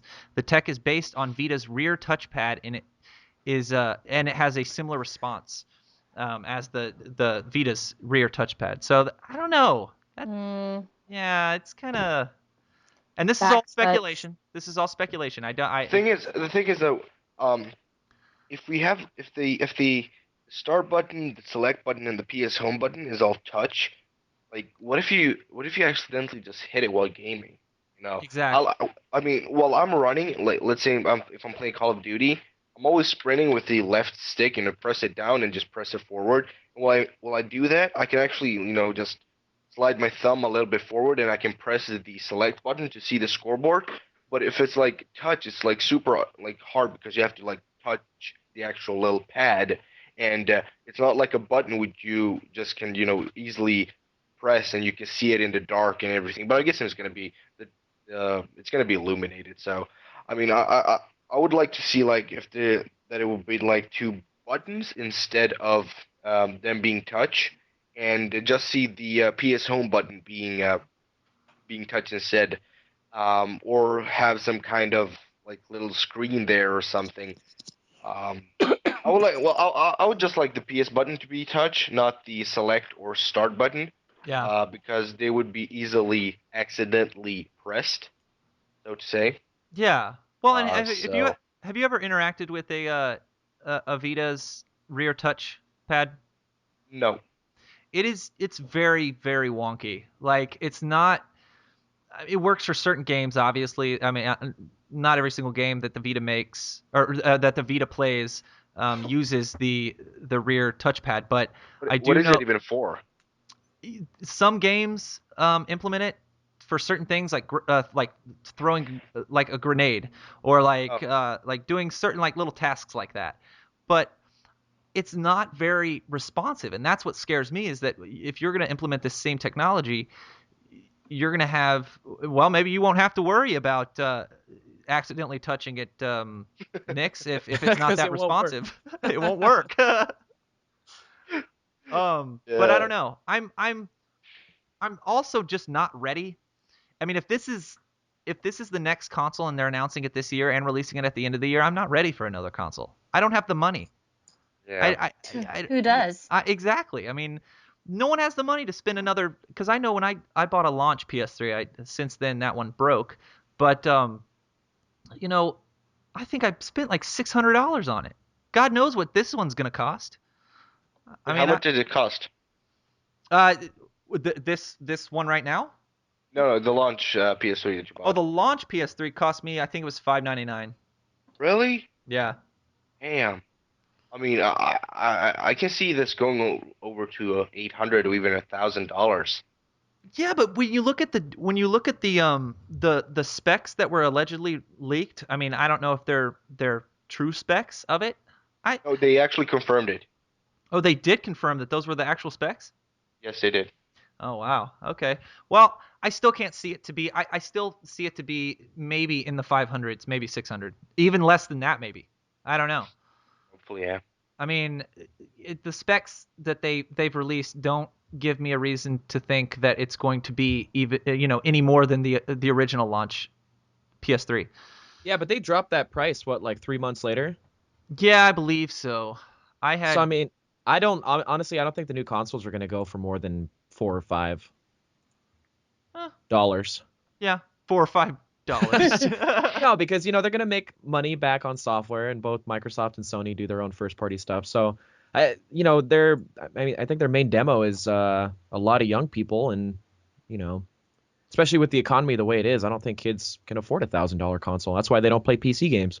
Well, like, what do you think? Like, I don't know. Like, what do you think? Why do you think Sony has done this now? Why do you think they've come out with this tease when apparently they weren't even going to release one this year? Like, what I read is it wasn't confirmed that they weren't going to release anything. I read that they wanted to let Microsoft make the first move, which, as far as I know, they haven't. So it's kind of funny they would release this teaser now. Yeah. I mean, I've heard, I think it was Xbox Live's Major Nelson said that there's a big announcement coming at E3, or E3 is going to be really exciting for Microsoft or Xbox or something like that. And then I've read other rumors that say it's going to be a completely separate press event before E3. But still, I haven't seen anything as concrete as the little Sony teaser from Microsoft yet. So. Well, Nintendo beat them all out, I'd like to say. Yeah, but did they? I'm joking. Oh, okay. No, they're like, nothing against Nintendo. They're kind of in their own field now. Yeah, yeah. And I won't say anything bad about the Wii U. I mean, it's fun. I enjoy it. But yeah, I just thought this was kind of interesting that they were waiting for when they did release that news story saying they were waiting for Microsoft to make the first move, and then they released this teaser. And I talked to my contact with I sound all big and bad. I talked to my contact with Sony, and he won't tell me anything. He mentioned the same things that I read here, but he didn't go into detail really about anything. That's because he knows you do a podcast now. He won't tell you anything. I know, no, because I told him. I said, is this because I do a podcast? And he's like, no, but I just really can't tell you anything. And I was just like, okay, well, that's fine. The thing is, though, if they are making, if the PS4, let's say, is released at Christmas, 2013. I mean, what is it called? GTA 5 comes out. What is it? September 17th. Oh yeah. Is it still gonna be on? Is it still gonna be on the next gen? That's my birthday, by the way. Oh wow. So it looks like you got a birthday present. Thank you, John. Will you be sending that UPS? Well, I guess I could order it for you on Amazon and have it delivered to your house. If I buy it and send it to you, you're gonna get it like 4 days after it comes out. So no, I want it on release date. Also, I'm not gonna buy it for you. So there's okay. No, that was my bit of news. That was my bit of news, Nix. No, I think that's a current gen title still. Yeah, I believe it is. Yeah. I mean, like if they're gonna release it the 17th. The PS4, let's say, comes out before Christmas. I really don't think people are gonna buy a PS4 just to buy GTA 5, just to play it on that when they can play it on the PS3 or the 360 at the same time. Um, and at the same time not like waste around $600 just to buy a game and a lot of other stuff. So I don't know. I thought everyone thought GTA 5 was going to be on the next gen consoles, but apparently it's not going to be, unless Microsoft decides to release it before September, which I really doubt they are going to do. Um, but yeah, so I guess we're going to see GTA 5 on this gen's console, and hopefully, I think we're going to see it on the PS4 and I guess it's 720 or whatever we're going to call it. Um, but I'm not sure. And if they are, it's gonna be ported, and I doubt it's gonna be as good as it could have been. Yeah. Sounds likely. I just don't. I mean, I don't know. And like I said before, I'm not ready for it. And Yeah. and I don't think really. I mean, if you're a millionaire, awesome, go buy one. But I'm not, and so I'm just not ready, and I can't afford it. But we'll see what happens. I don't know. Let's just wait for E3, and we'll see when all those things take place. Ooh, look at this. Hmm? Oh, Mass Effect 3 Reckoning DLC leaked by Yeah. source files. Yeah, but they couldn't find anything in script. Oh yeah, that's what I'm reading. Yeah, it's let's see. Source files from a Mass Effect 3 title update have revealed details about the upcoming Reckoning downloadable content. Yeah, it was a post on Reddit. Man, Reddit, man, they destroy everything for everybody, don't they? Spoilers. I know, spoilers for everyone on Reddit. Well, that's interesting. Why is everything getting leaked so much? People are enthusiastic. They want to know. Oh my gosh, there's no surprises for anything anymore. Surprises, meh. My wife hates surprises. I don't think Valve stuff ever gets leaked. I think they have some really loyal employees. Probably do. Yeah, and especially for how long they take to do each title, it's like there's a lot of time for stuff to leak, and it never does. I think the Half-Life 2 source code got hacked and stolen, but that's not the same thing. Well, but I think Valve also keeps everybody locked down on pretty Locked up in a basement without internet. Yeah, with no internet, they just develop games all day. Oh, come on. This is really like sad, but I had a dream last night that I saw a teaser trailer for Half-Life 3, and I got really excited, and then I woke up and it wasn't real. Sad. Gabe Newell, if you ever hear this podcast, just some sort of news, anything. You had a dream. I seriously had a dream. Oh. And it was like revolutionary. I tell you what it was, but I know we're just kind of hopping back and forth between different news stories here, but hey, has anybody seen Now this was a book, and you're kind of our movie buff, John. And I kind of mentioned this, I think, in a earlier podcast, but Warm Bodies. Have you seen the trailer for that? I want to see that movie. I have not seen the trailer. I see news stories. Because the book apparently is amazing, but I never heard of it. And then I looked it up, and I am going to buy the book and read it before the movie comes out, hopefully. I don't know. My best friend read the book. She loves it. Okay, good. Okay, well, the book's always better. So we'll see. But I don't know. I love that concept of zombies coming back to life and becoming human again. I mean, that's crazy. You never see that. Something. Yeah, but apparently there's a. Let's see here.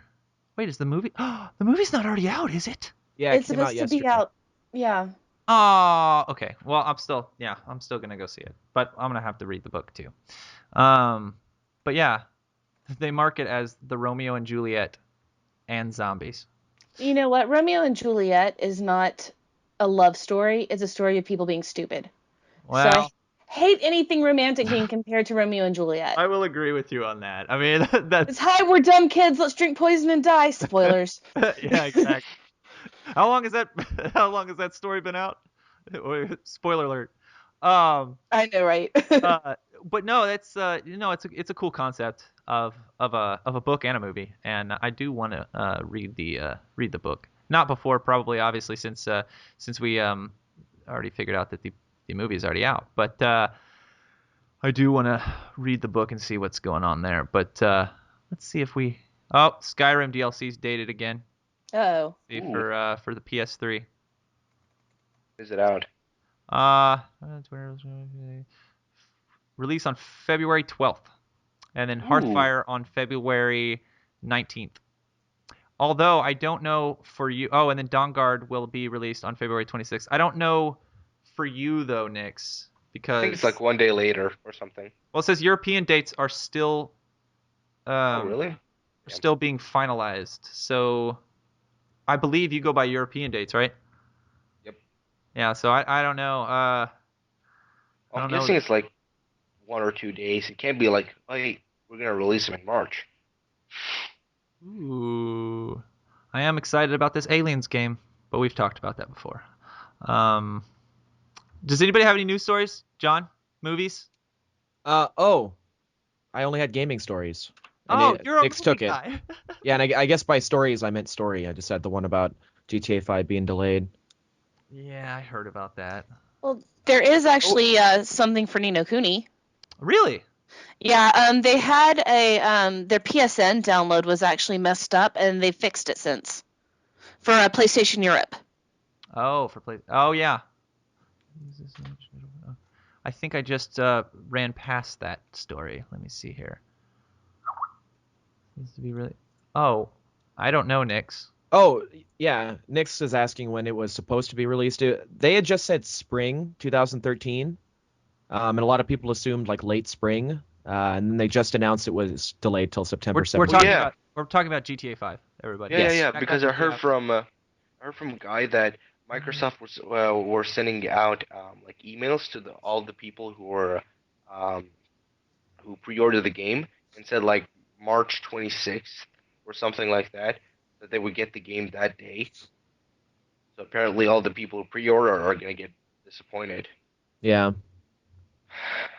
I have a bit of news that I just pulled out of my butt here. Ew. Movie-related news. So, That's nasty. I don't want that news.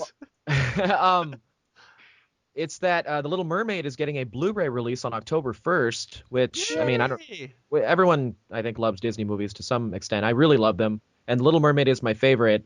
I will buy it on whatever format it's available on for the rest of my life. And, Are you into redheads? In real life? Yeah, in real life.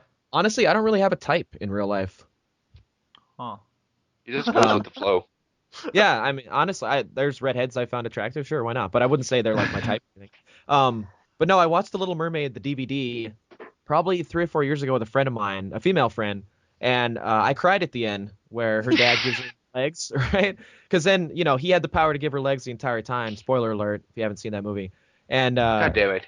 But finally, it's her dad that gives her the legs, and she still gets her voice because he has to let her go and grow up and stuff. And I was crying, and my friend looks over at me, and she says, I'll never forget this. She goes, "You make me feel like less of a woman."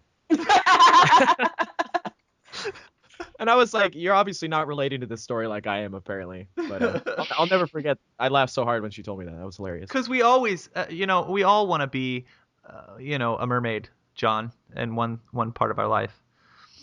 And then get our legs and our voice. It's about daddy issues and growing up, and I get it. I love it, and it has probably my favorite songs, or some of my favorite songs of all time from Disney. So that's my news. That was amazing. Hey, I love Disney movies, and I watched them all growing up. My mom owns like tons of Disney VHSs that she collected over the time, us growing up. I'm walking away from the mic for a minute. I don't know why. If I'm getting, anyway. So yeah, I love them. I've never cried in a Disney movie because I'm a man, John. Well, you haven't lived. No, I was just kidding. No. There have been tears poured from these eyes. For what movie? You gotta give an example now. I don't want to talk about it, John. Die Hard.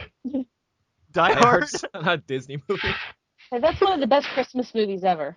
It is. I love it.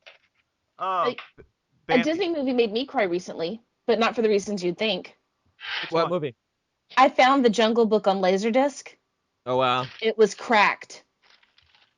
Oh, and you cried. I cried disappointed tears because I'd made it a point to find every Disney movie that I can find on Laserdisc. I pick up because they're really hard, hard to find. And Yeah, plus it was laser discs are cracked. just awesome. It was like that one and Mary Poppins, and they were both cracked, and I was so upset. Aw. But so, okay, guys, I have to ask, what's your favorite Disney movie ever? Oh man. Toy Story. That's like asking a drug addict what's his favorite drug. You can't. Mine is Tron. Tron's good. Yeah. Oh man. Which we also have on Laserdisc.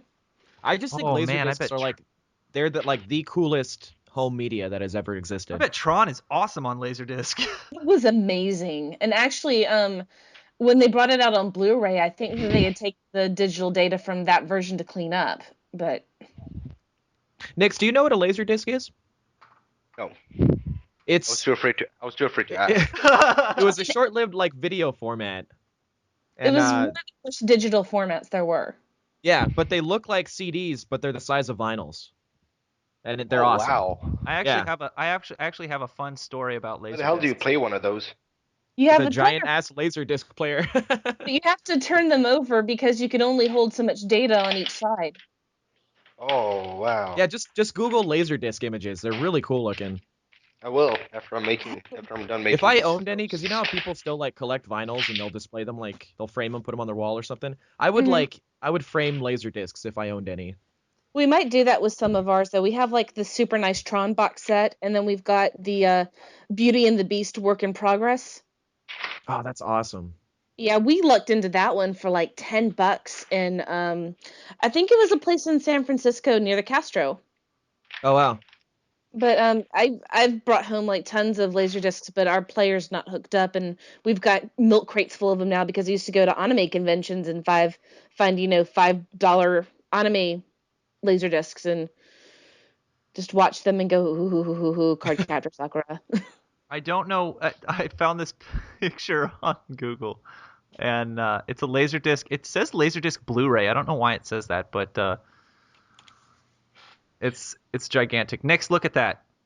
I will after I'm done making that's toast. A comparison between a Blu-ray or a DVD and a Laserdisc. There's a bunch of those comparison discs or comparison shots.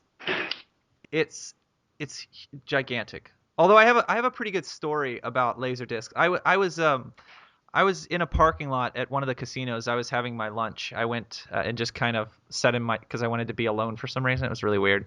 Forever alone. And so I'm sitting in the parking lot, and I'm parked by this truck that looks like it's been abandoned. It has one of those little tags. I don't know if they do this in California when a car's abandoned or somebody leaves it somewhere. They put the cops come by and they put a tag on it saying, if you don't pick this car up in so and so date, then we're gonna tow it. Well, this truck was sitting here and it had a couple of flat tires. It looked horrible. But I look in the back, in the bed area, and it's just packed full of laser discs. Wow. And so I'm thinking to myself, I'm like, should I take these?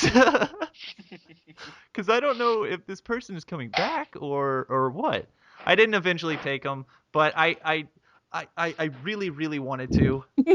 But then at the same time, I was thinking to myself, I was like, gosh, how many times have these laser discs been rained on, and the cases were in just shambles. I mean, they were falling apart and they were deteriorating, and I could only imagine what the actual disc looked like. But yeah, it was just literally filled to the brim of laser discs. I don't know why this car or this truck was full of laser discs, but there was the Laserdisc fairy. Yeah, they're apparently telling me something. I needed to get a whole bunch of laser discs. But you know what the worst problem with laser discs were, apart from accidentally stepping on one or using them as a frisbee, was disc rot. Yeah. Because the layers between them would actually start degrading. My copy of Shaolin Soccer ended up like that. Oh, I love that movie. I do too. And but I do have one Laserdisc though in my collection that is just the treasure of my collection. I paid $80 for it. It's the most expensive Laserdisc I've personally purchased. But I have Transformers the movie on Laserdisc. Oh Oh wow. So I could hear the really bad Japanese voice acting. It was awful. And normally it's the other way around, but the movie came out in Japan after it came out here. So you run into the same problems you get with redubs over here. It was hilarious. Hmm. And then listening to Starscream, because he and Kuno from Ranma 1/2 have the same voice actor. It was hilarious. Wow. Yeah. No, Oh, when was the last time I watched a Laserdisc? It was a long time ago. Yeah. Long time ago. When were they active? What time? Probably, I would say mid 80s through probably around when DVDs came out. Yeah, because I was born in 85, so I remember seeing them when I was, oh gosh, Of course, I don't remember them. Wasn't even born then. early mid 90s, I believe, is when I remember seeing one or The a very couple. first optical laserdisc came out as the MCA Disco Vision in 1978. Wow. Wow.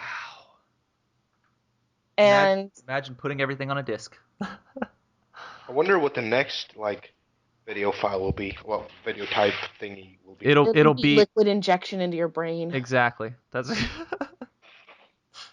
Kind of scary. I know, right? Well, discs are already becoming obsolete. I know the new iMac that just came out has absolutely no disk drive now. I So think it's going to be all streaming. We're going to go to streaming in the future. yeah. Yeah. Or I mean, heck, everything I watch I download off the internet anyway. That's true. All my Supernatural and Doctor Who. Oh, Doctor Who. That could be a whole nother freaking... I'm a huge Doctor Who fan. I've been drinking my coffee out of my TARDIS mug. Do you have the disappearing TARDIS mug? No, I don't. My husband got me just the blue one that has the stylized police box and kind of the laser effects around it. Okay. And inside it says TARDIS.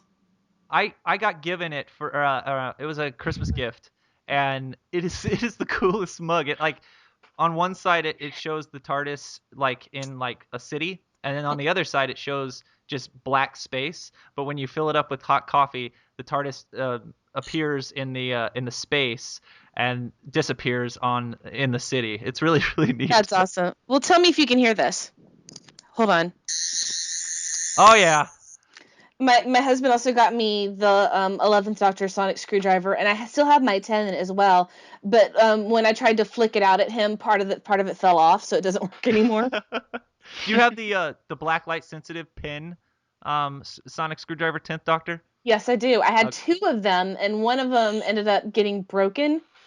And now my second one's broken now too, but one of our Orange Lounge listeners sent it to me.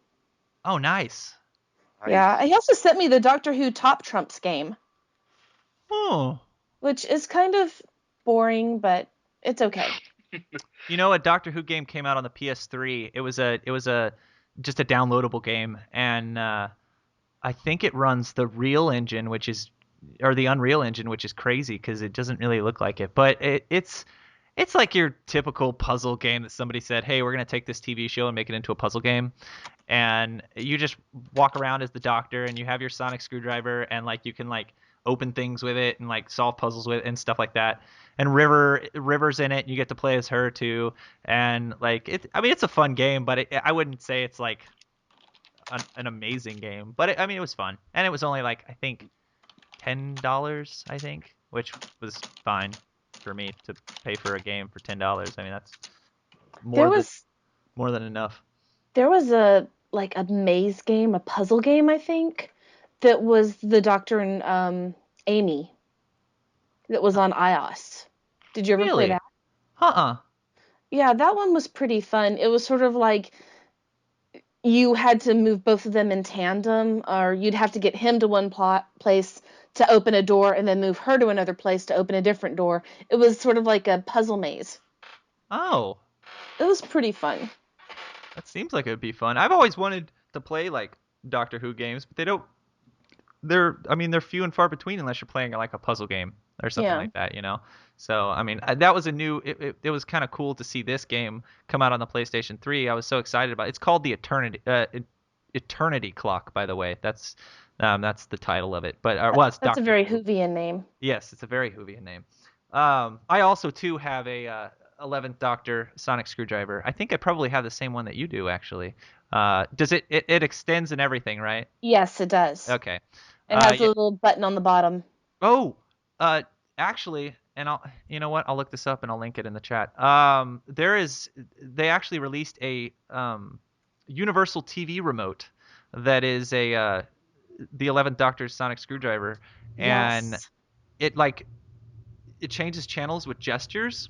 So it has I don't know if it has like an accelerometer or something in it that makes it know when you want to, but you flick it up to change channels up, and then you flick it down, and then sideways or to the right to turn it up, or turn the volume up to the left, and so on and stuff like that. But it's really neat the way it works. That sounds fun. But it's on ThinkGeek. I live on ThinkGeek. Oh man, I wish I could afford half the stuff that's on there. I'd have no more life like I have one already, but I would have absolutely no money. All these pixelated stuff, all the pixel stuff that they sell, they have pixel flower pots and an 8-bit rose that you can give somebody on Valentine's Day. But at the end of the day, you can make all of that yourself. Oh yeah. They have. I mean, there's so many things on here that you could totally make by yourself. I actually do have a plan for something I'm going to make later on, if I can ever get the time and or inclination. And that is, I don't know if you guys know what dolphies are. No. That's Japanese ball jointed dolls. Oh, I think I've seen them though. I'm making a shepherd. Oh, I know. I knew that's what you were gonna make. Yep, I'm making a shepherd. Female shepherd. Heck yeah. Yeah, I've seen. That's canon. your Skype picture with the female shepherd standing by Garrus. Yes. Oh, Cody, I like your tattoo. What is it? Is it a tree? my tattoo? Yep. I don't think you were on the call last time that I explained it. Yeah, it's a tree. It's I got it I think a year ago. Family tree? Do what? Is it a family tree? Well, I mean, that was the whole gist of it. It was for me and my wife, and it says whatever our souls are made of, hers and mine are the same. Aww. And Aww. yeah, I know. I got that same reaction from I can't remember who it was now. I think it was on when Rob was on. I think he did an awe as well. It was, but no, yeah, that's it took a long time too, and it hurt really bad. Why did it take a long? That looks like it could have been done 2 sittings.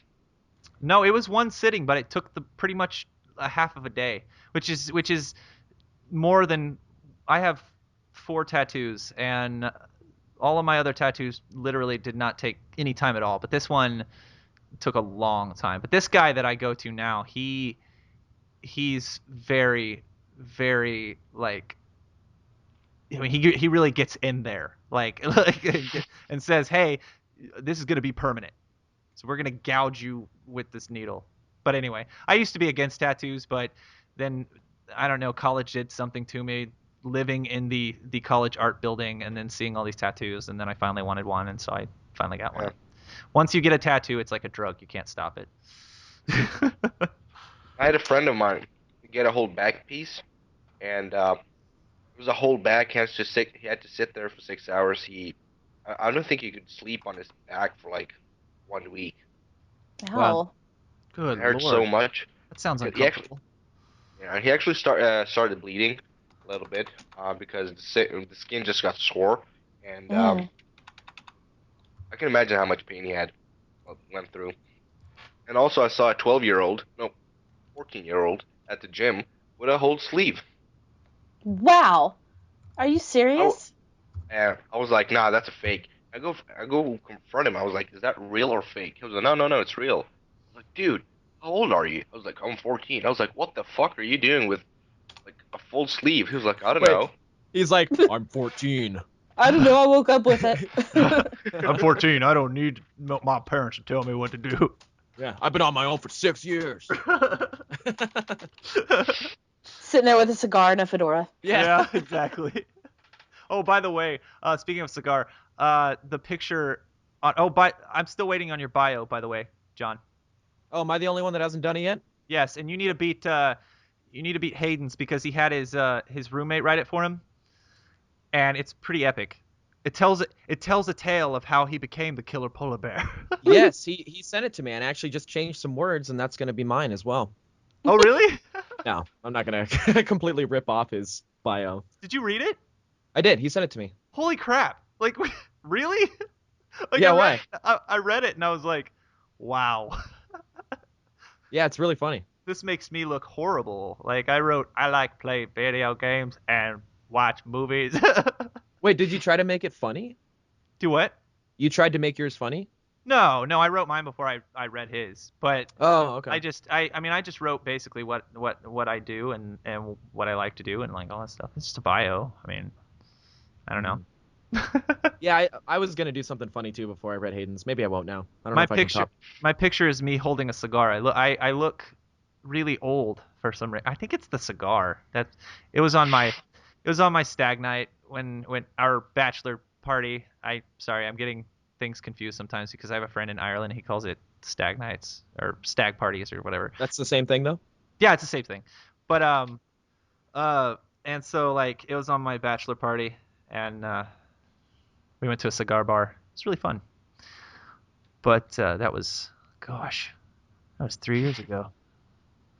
Wow. Me and my wife. How time flies. Well, no, me and my wife have been married 3 years, but we've been together. Well, before we got married, we've been together for 7. Yeah. Wow. That's 14 years. I couldn't afford a ring, John. Are you serious? I couldn't. I was poor, dude. I was like, I couldn't afford a ring. Did you get her a string and she put it around her ring finger and kept it while you were in prison for many years? And yes, and she would visit me. And yeah. No, it was a Count of Monte Cristo reference, but apparently nobody's seen that movie, so. I know what you're. Okay. Anyway, whatever. Which was not in the book, by the way. There was no silly little string in the book. Oh, silly little string. It was a reminder, John. Yeah. Have you seen that movie? Do you know what I'm talking about? String reminder. No, I do not know what you're talking about. Oh, well, he was Edmond Dantes. Dante? I don't even remember. He was poor, couldn't afford a ring, and he gave her this piece of string, or she ripped it off her like dress or something. She says, "I don't need a ring. This will be my ring." And then he gets thrown in prison for about 20 years, and that's where the story starts. It's a great story. You should watch the movie. That would have to suck. Didn't he make when he gets sandwiches? In Count of... Oh, yeah. Is it named? Is the sandwich named after the book? I honestly don't know. It's just what I eat every time I go to Disneyland. They sell those at Disneyland? If you go to the Orleans Cafe, you can get like 2 different types of Monte Cristos there. They're amazing. Oh, the Cafe Orleans. Is that the sit-down one that's like outside? Yeah. Oh, I've never been there. Not too far away from the Blue Bayou, but it's the same kitchen. Oh, wow. Yeah, I've never actually been to this particular one. We usually go to the French Market one that's kind of just a walkthrough thing. Mm-hmm. So we've never actually been to Cafe Orleans. John's actually about to go to Disneyland, and I'm jealous. Yes, I will not be on the podcast next week because I will be at the happiest place on earth. My annual pass is about to expire, guys. I got to go. Go to the Greek place that's over at California Adventure, too. The what place? Greek.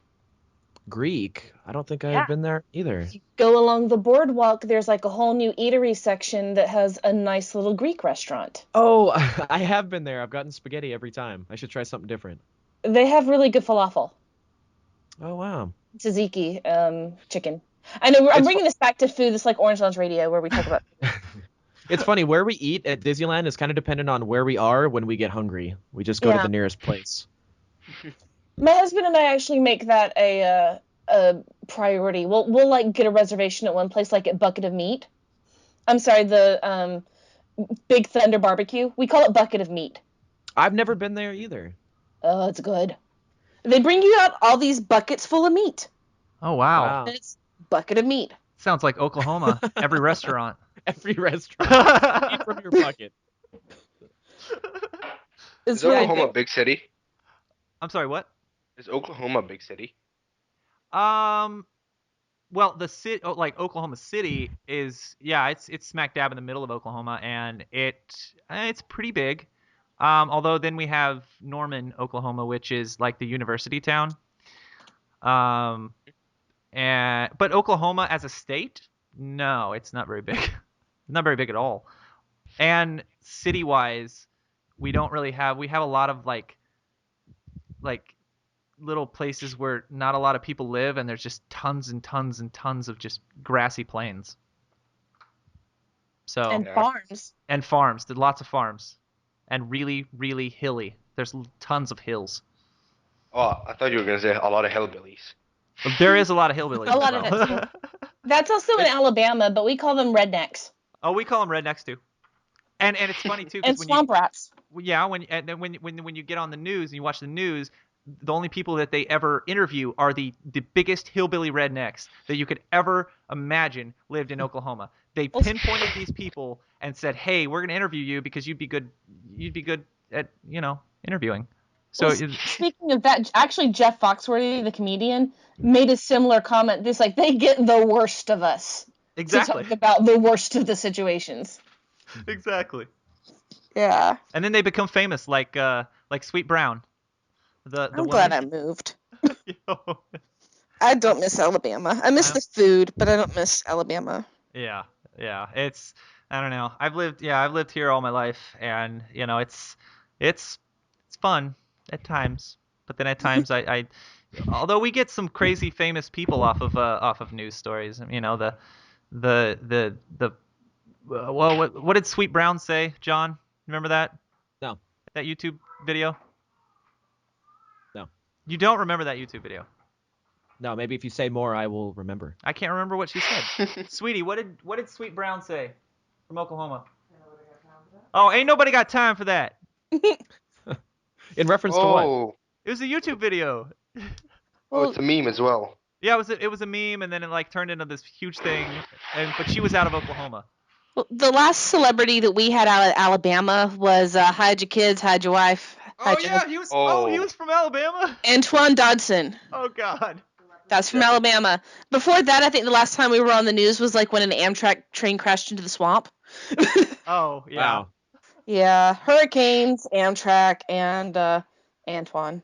Oh man, some of the crazy stuff out of these states. So I hey, just would hide my face in shame. well no, he made a big killing off of it, Antoine. That's true. Yeah. He tried to make himself all famous, and hey, I'm a musician now because I did this. Everybody made these remixes of my interview. Yeah. All right, so we're going on 2 hours here. So we're going to ask you a little bit about how you got with Orange Lounge Radio, and you can kind of tell us your story because we've heard 2 other stories of how Orange Lounge Radio started, but we want to hear yours. Yeah, we want to hear your story. Going to compile stories. Yeah. Well, I had been a guest a whole bunch of times on Under Sedation Live, and I was really good friends with Rob, and I liked doing this whole podcast thing, and we talked about doing one about video games, specifically about Bimani, because that was what we were all addicted to. And one day, we were in San Francisco on the BART, or as I said earlier, the Bay Area Rapid Transit. And we just started talking about what we were going to do, how we were going to do it, and came up with the name. And that's about all I can remember because I don't remember much of those days. Or the first episode. Or the first episode I remember, Headache and King of Iron Fingering. Oh, God. I don't even... I started talking about the Tetsujin videos they had for 2DX.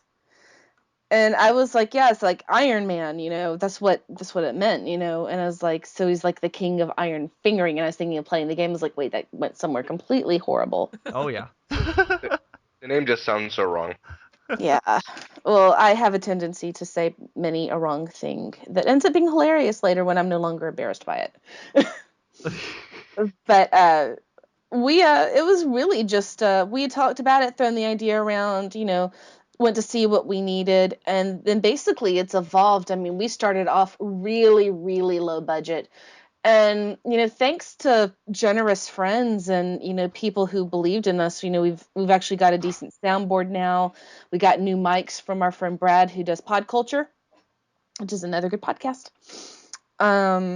We were given a computer when our studio computer died. Yeah, I remember that actually.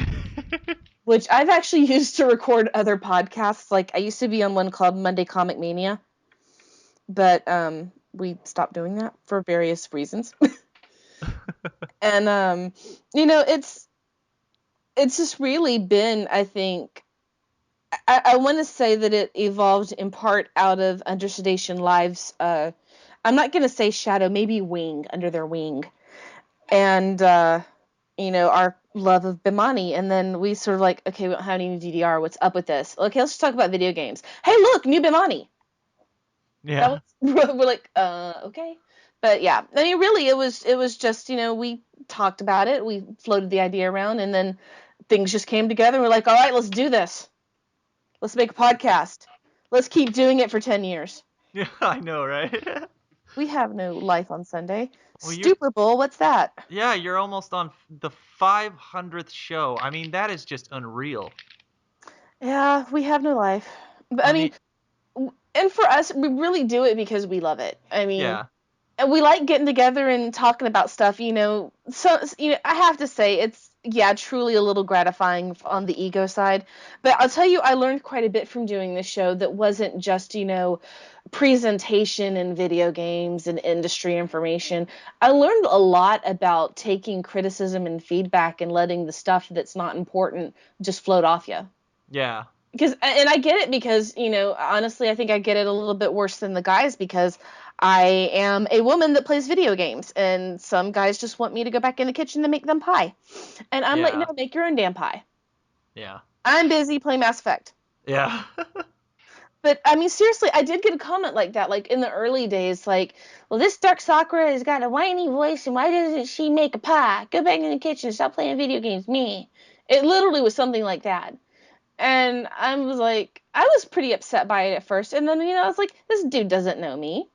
And I could probably kick his ass at Tekken. Yeah. So, because I'm all about the Tekken 3, baby. Woo. Well, troll's gonna troll. Yeah, hate. I'm going to just ignore them because they're not worth my time. Yeah. Do you think we will hit 500 episodes? We're at episode 9 now, I think. If you're lucky. Yeah, if you're lucky. Well, and the thing is I think, and it's been covered from all three hosts from OLR. They've said pretty much the same thing as you have to enjoy doing it, because if you don't enjoy doing it, you're not going to want to come back and record again, and I think that's the whole that centers around it, is that you just have to enjoy doing it, and you have to enjoy producing that, and you have to take the criticism, because let's say we get to show 100 or show 150, we start getting criticism, people start saying stuff, I find Cody's voice annoying, why does he laugh horribly, he has a horrible laugh, or I've been told that so many times, don't even see that laugh right there, it's you have a nice laugh. Addicting. But yes, thank you. I appreciate that. But yeah, I think you just, and then you have to enjoy the people that you do it with. You have to enjoy their company and talking to them and have that kind of the banter with those people. And if you can't do that with those people for that long, then yeah, it's not going to last that long. But I think we have a good romance going on. We have a good bromance with the four of us. Well, wow. And I'll tell you something too. You sort of develop a persona that's like your public persona versus who you actually are. And I try to be me, but I end up sort of getting the pardon me for saying the bitchy girl, But for the most part, I like to think that I'm easy to talk to and that I'm a nice person. But sometimes you do sort of get stuck in a persona that you develop too, that's like a facet of your personality. Yeah. Your radio self. Like, I honestly, I have a stage name just because it was funny, and then I found out it was the same as a porn star. Yes, it is. Jamie Summers was named after the Bionic Woman. True story, bro. But I mean, it's a matter of knowing where the persona that you put forth on the radio is going to reflect as you as the person, if that makes sense. Yeah, no, it does. And, there's people who I'm kind of like, you get me in a social situation, I'm actually a lot quieter. I'm not an introvert by any means, but I get kind of overwhelmed in a public situation before, in a public situation. So I tend to throw people off in person. Yeah. But you get me on the phone and I just don't shut up. Well, we actually, all four of us, well, including Hayden, who's not here tonight, but all four of us, we have never met in real life ever. And it's Yet. well, yet. But like I don't know how it would. I mean, I'm a pretty outgoing person. I mean, the way I'm acting right now is the way I act every day. And I mean, I'm not. I can honestly say that I'm very talkative. I will talk your ear off for hours, and that's why old people love me, because I'll sit and talk to them about the same thing every single time. Every single time I talk to them, they'll say, "Hey, did I ever tell you this story?" "Oh yeah." "No, you didn't. Tell me it again." But no, I've just always, and I can only imagine how it would be if we, when we all meet in person. It would just be crazy, I think. I know that I spoke to Hayden when I got to know. I think it was like 2010, maybe. I'm not sure. And I was like, yeah, bro, I might be coming to America for E3. And what state is Hayden staying in? Utah, I think. Utah. Yeah. Isn't that isn't so far from Cali? Is it? It depends on the route that you take. If you're getting to LA, I don't think it would be that terribly long, but it really depends because of the way the freeways are laid out. Yeah. So it was like, I think he said like it's a 1 hour drive or 1.5, whatever. It was like, so I was like, yeah, if I go down to E3, I can just, call you and we can meet up and there's, something. It was like, yeah, for sure. And I never end up going. But I will someday. I'll go to, I'll travel to America. That's like one of the most, like, that's the country I want to visit, and that's about it. Because I've always wanted to see like New York, LA, and I think that's about it. I don't want to see anymore. Yeah. any more Well, cities. I think John, what was it, 2 years? When Hayden turns 21, he's going to have his birthday in Las Vegas, and I think we're going to all try to make it to Las Vegas. Me kind of having more of an issue with having a kid and everything. I don't know if financially I'll probably be able to make it, but I'm going to really try, because I think that would really be cool for all of us to meet up in Las Vegas and kind of hang. Obviously, Nix, I mean, I don't know, since you're in another country, I mean, it would be kind of difficult for you, but Yeah. we can video chat you in. We'll FaceTime you in. I don't have an iPhone. Well, no, well, I mean, like, Well, Okay. it's 2 years from now. yeah, it could be on my palm. I could just like have like a thing that comes out off of my palm. Oh yeah. Like in Total Recall. Yeah, exactly. That movie was good. It was better than I expected it to be. I I like actually. the Oh, go I ahead. like the old version with Arnold. Oh, I I do liked the old that one too, but this felt like a completely different movie. But I'm sorry for did. derailing. No, that was an awesome movie. I love that movie. No, I was just gonna say that I actually made a friend, another OLR friend. Shane actually, I guess, drives through Oklahoma all the time, Mm-hmm. and he was talking to me on the last podcast you guys did last Sunday, through direct message in the chat. He said, "Hey, you live in Oklahoma, right?" And I said, "Yeah." And he's like, "I was just at Taco Cabana." And I was like, the one on so-and-so street? And he said, "Oh, yeah." And I was like, "We should meet up sometime and have Taco Cabana." He I think lives in Kansas. Okay, so that's not that far away at all. But he and I are supposed to be doing a podcast if ever we can find the time to do it. Oh, Mass Effect. Yep. Yep. No, I remember you guys talking about that. Yeah. That would be neat.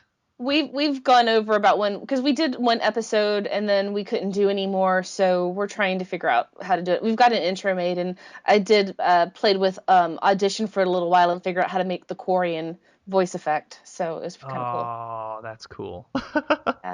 I just wish I had done the emergency induction part accent. Oh man, that could be a really cool podcast if you guys because he's passionate about that game as well as you are, and I can only imagine both of you. I mean, that would just be all the Mass Effect you could use right there. It's gonna be like this. Oh yeah, Garrus this, Garrus that, but Caden. Yeah, I forgot. That's totally two different worlds right there. Yeah, but I don't know. We had a pretty good time doing it for the pilot episodes. I think we can make it work if we can just get the time together. That would be neat, and we would love to. Yeah, I know I would love to listen to that. That would be hilarious. It'd probably derail us with Persona though. Wow, yeah, that's true. I forgot he was a Persona fan. Well, if everybody is done talking about what they want to talk about, I mean, we could go on for, Orange Lounge Radio for 4 hours.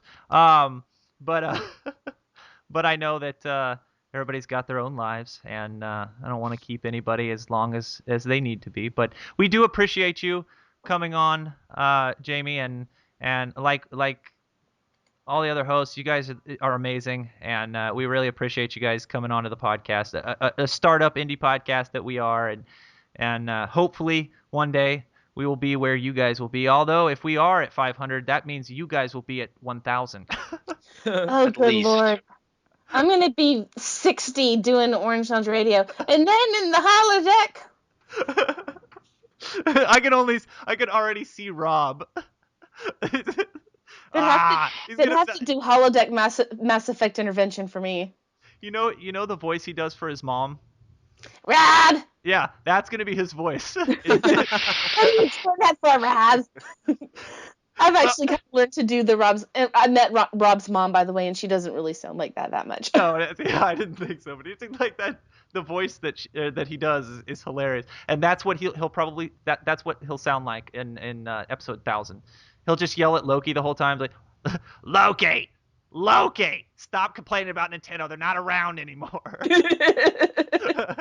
They've gone back to making cards. Oh man, that's funny. But yes, we do appreciate you coming on, and and we appreciate talking to you and hearing about your kitty cat. I love that cat is the cutest cat ever. She's adorable. Did you guys see the picture of her on my desk trying to play Mass Effect? No. I put it on Mass Effecting on my Tumblr. So you have to go back a couple of days, but she was on my desk when I was trying to play Mass Effect 2, so you've got her head poking in the way of the monitor. It was pretty funny. Well, that's hilarious. I'll check that out. That's why I love cats so much. They have so much of a personality. More dogs have a personality, but a different kind of personality. And cats are like, you know what? If I want you to hang out with me, you can hang out with me. But if I don't want you to hang out with me, don't hang out with me. Seriously. But anyway, yes. Well, that's the end of the podcast, guys, and we appreciate our guest Jamie from Orange Lounge Radio. You can check her podcast out along with Rob and Loki on Sundays. Orange Lounge Radio on the VOG Network. That's www.vognetwork.com. And when they are live, it is live.vognetwork.com at 6. I always get this message. 6 Pacific and 9 Eastern. Now here it's 8, I believe. 8 Central, yes. Yeah, 8 Central, yeah. I will say a disclaimer, however, Rob has the plague. He just let me know. Oh, no. So we're not recording this week. Oh, no. Which is fun, because the Super Bowl tends to be... You can tell how much I love sports ball. The Super Bowl tends to be our lowest listened to show anyway. So Rob's going to get over being sick, and I'm going to go to the museum. We have a Norman Rockwell exhibit, so... Oh, my God, I want to see it. Well, maybe I'll have pictures available for you. Yes, please post pictures. I love Norman Rockwell. All right, well, then I will do that just for you. Awesome. Well, thank you, and I appreciate it. And John, we will miss you next week. Yeah. John. Yes, I will be very sad when I'm writing Indiana Jones. I hate you. And just because you just said that, you get to do the outro, John. I get to do it every week, whether or I not know you do. I make wisecracks.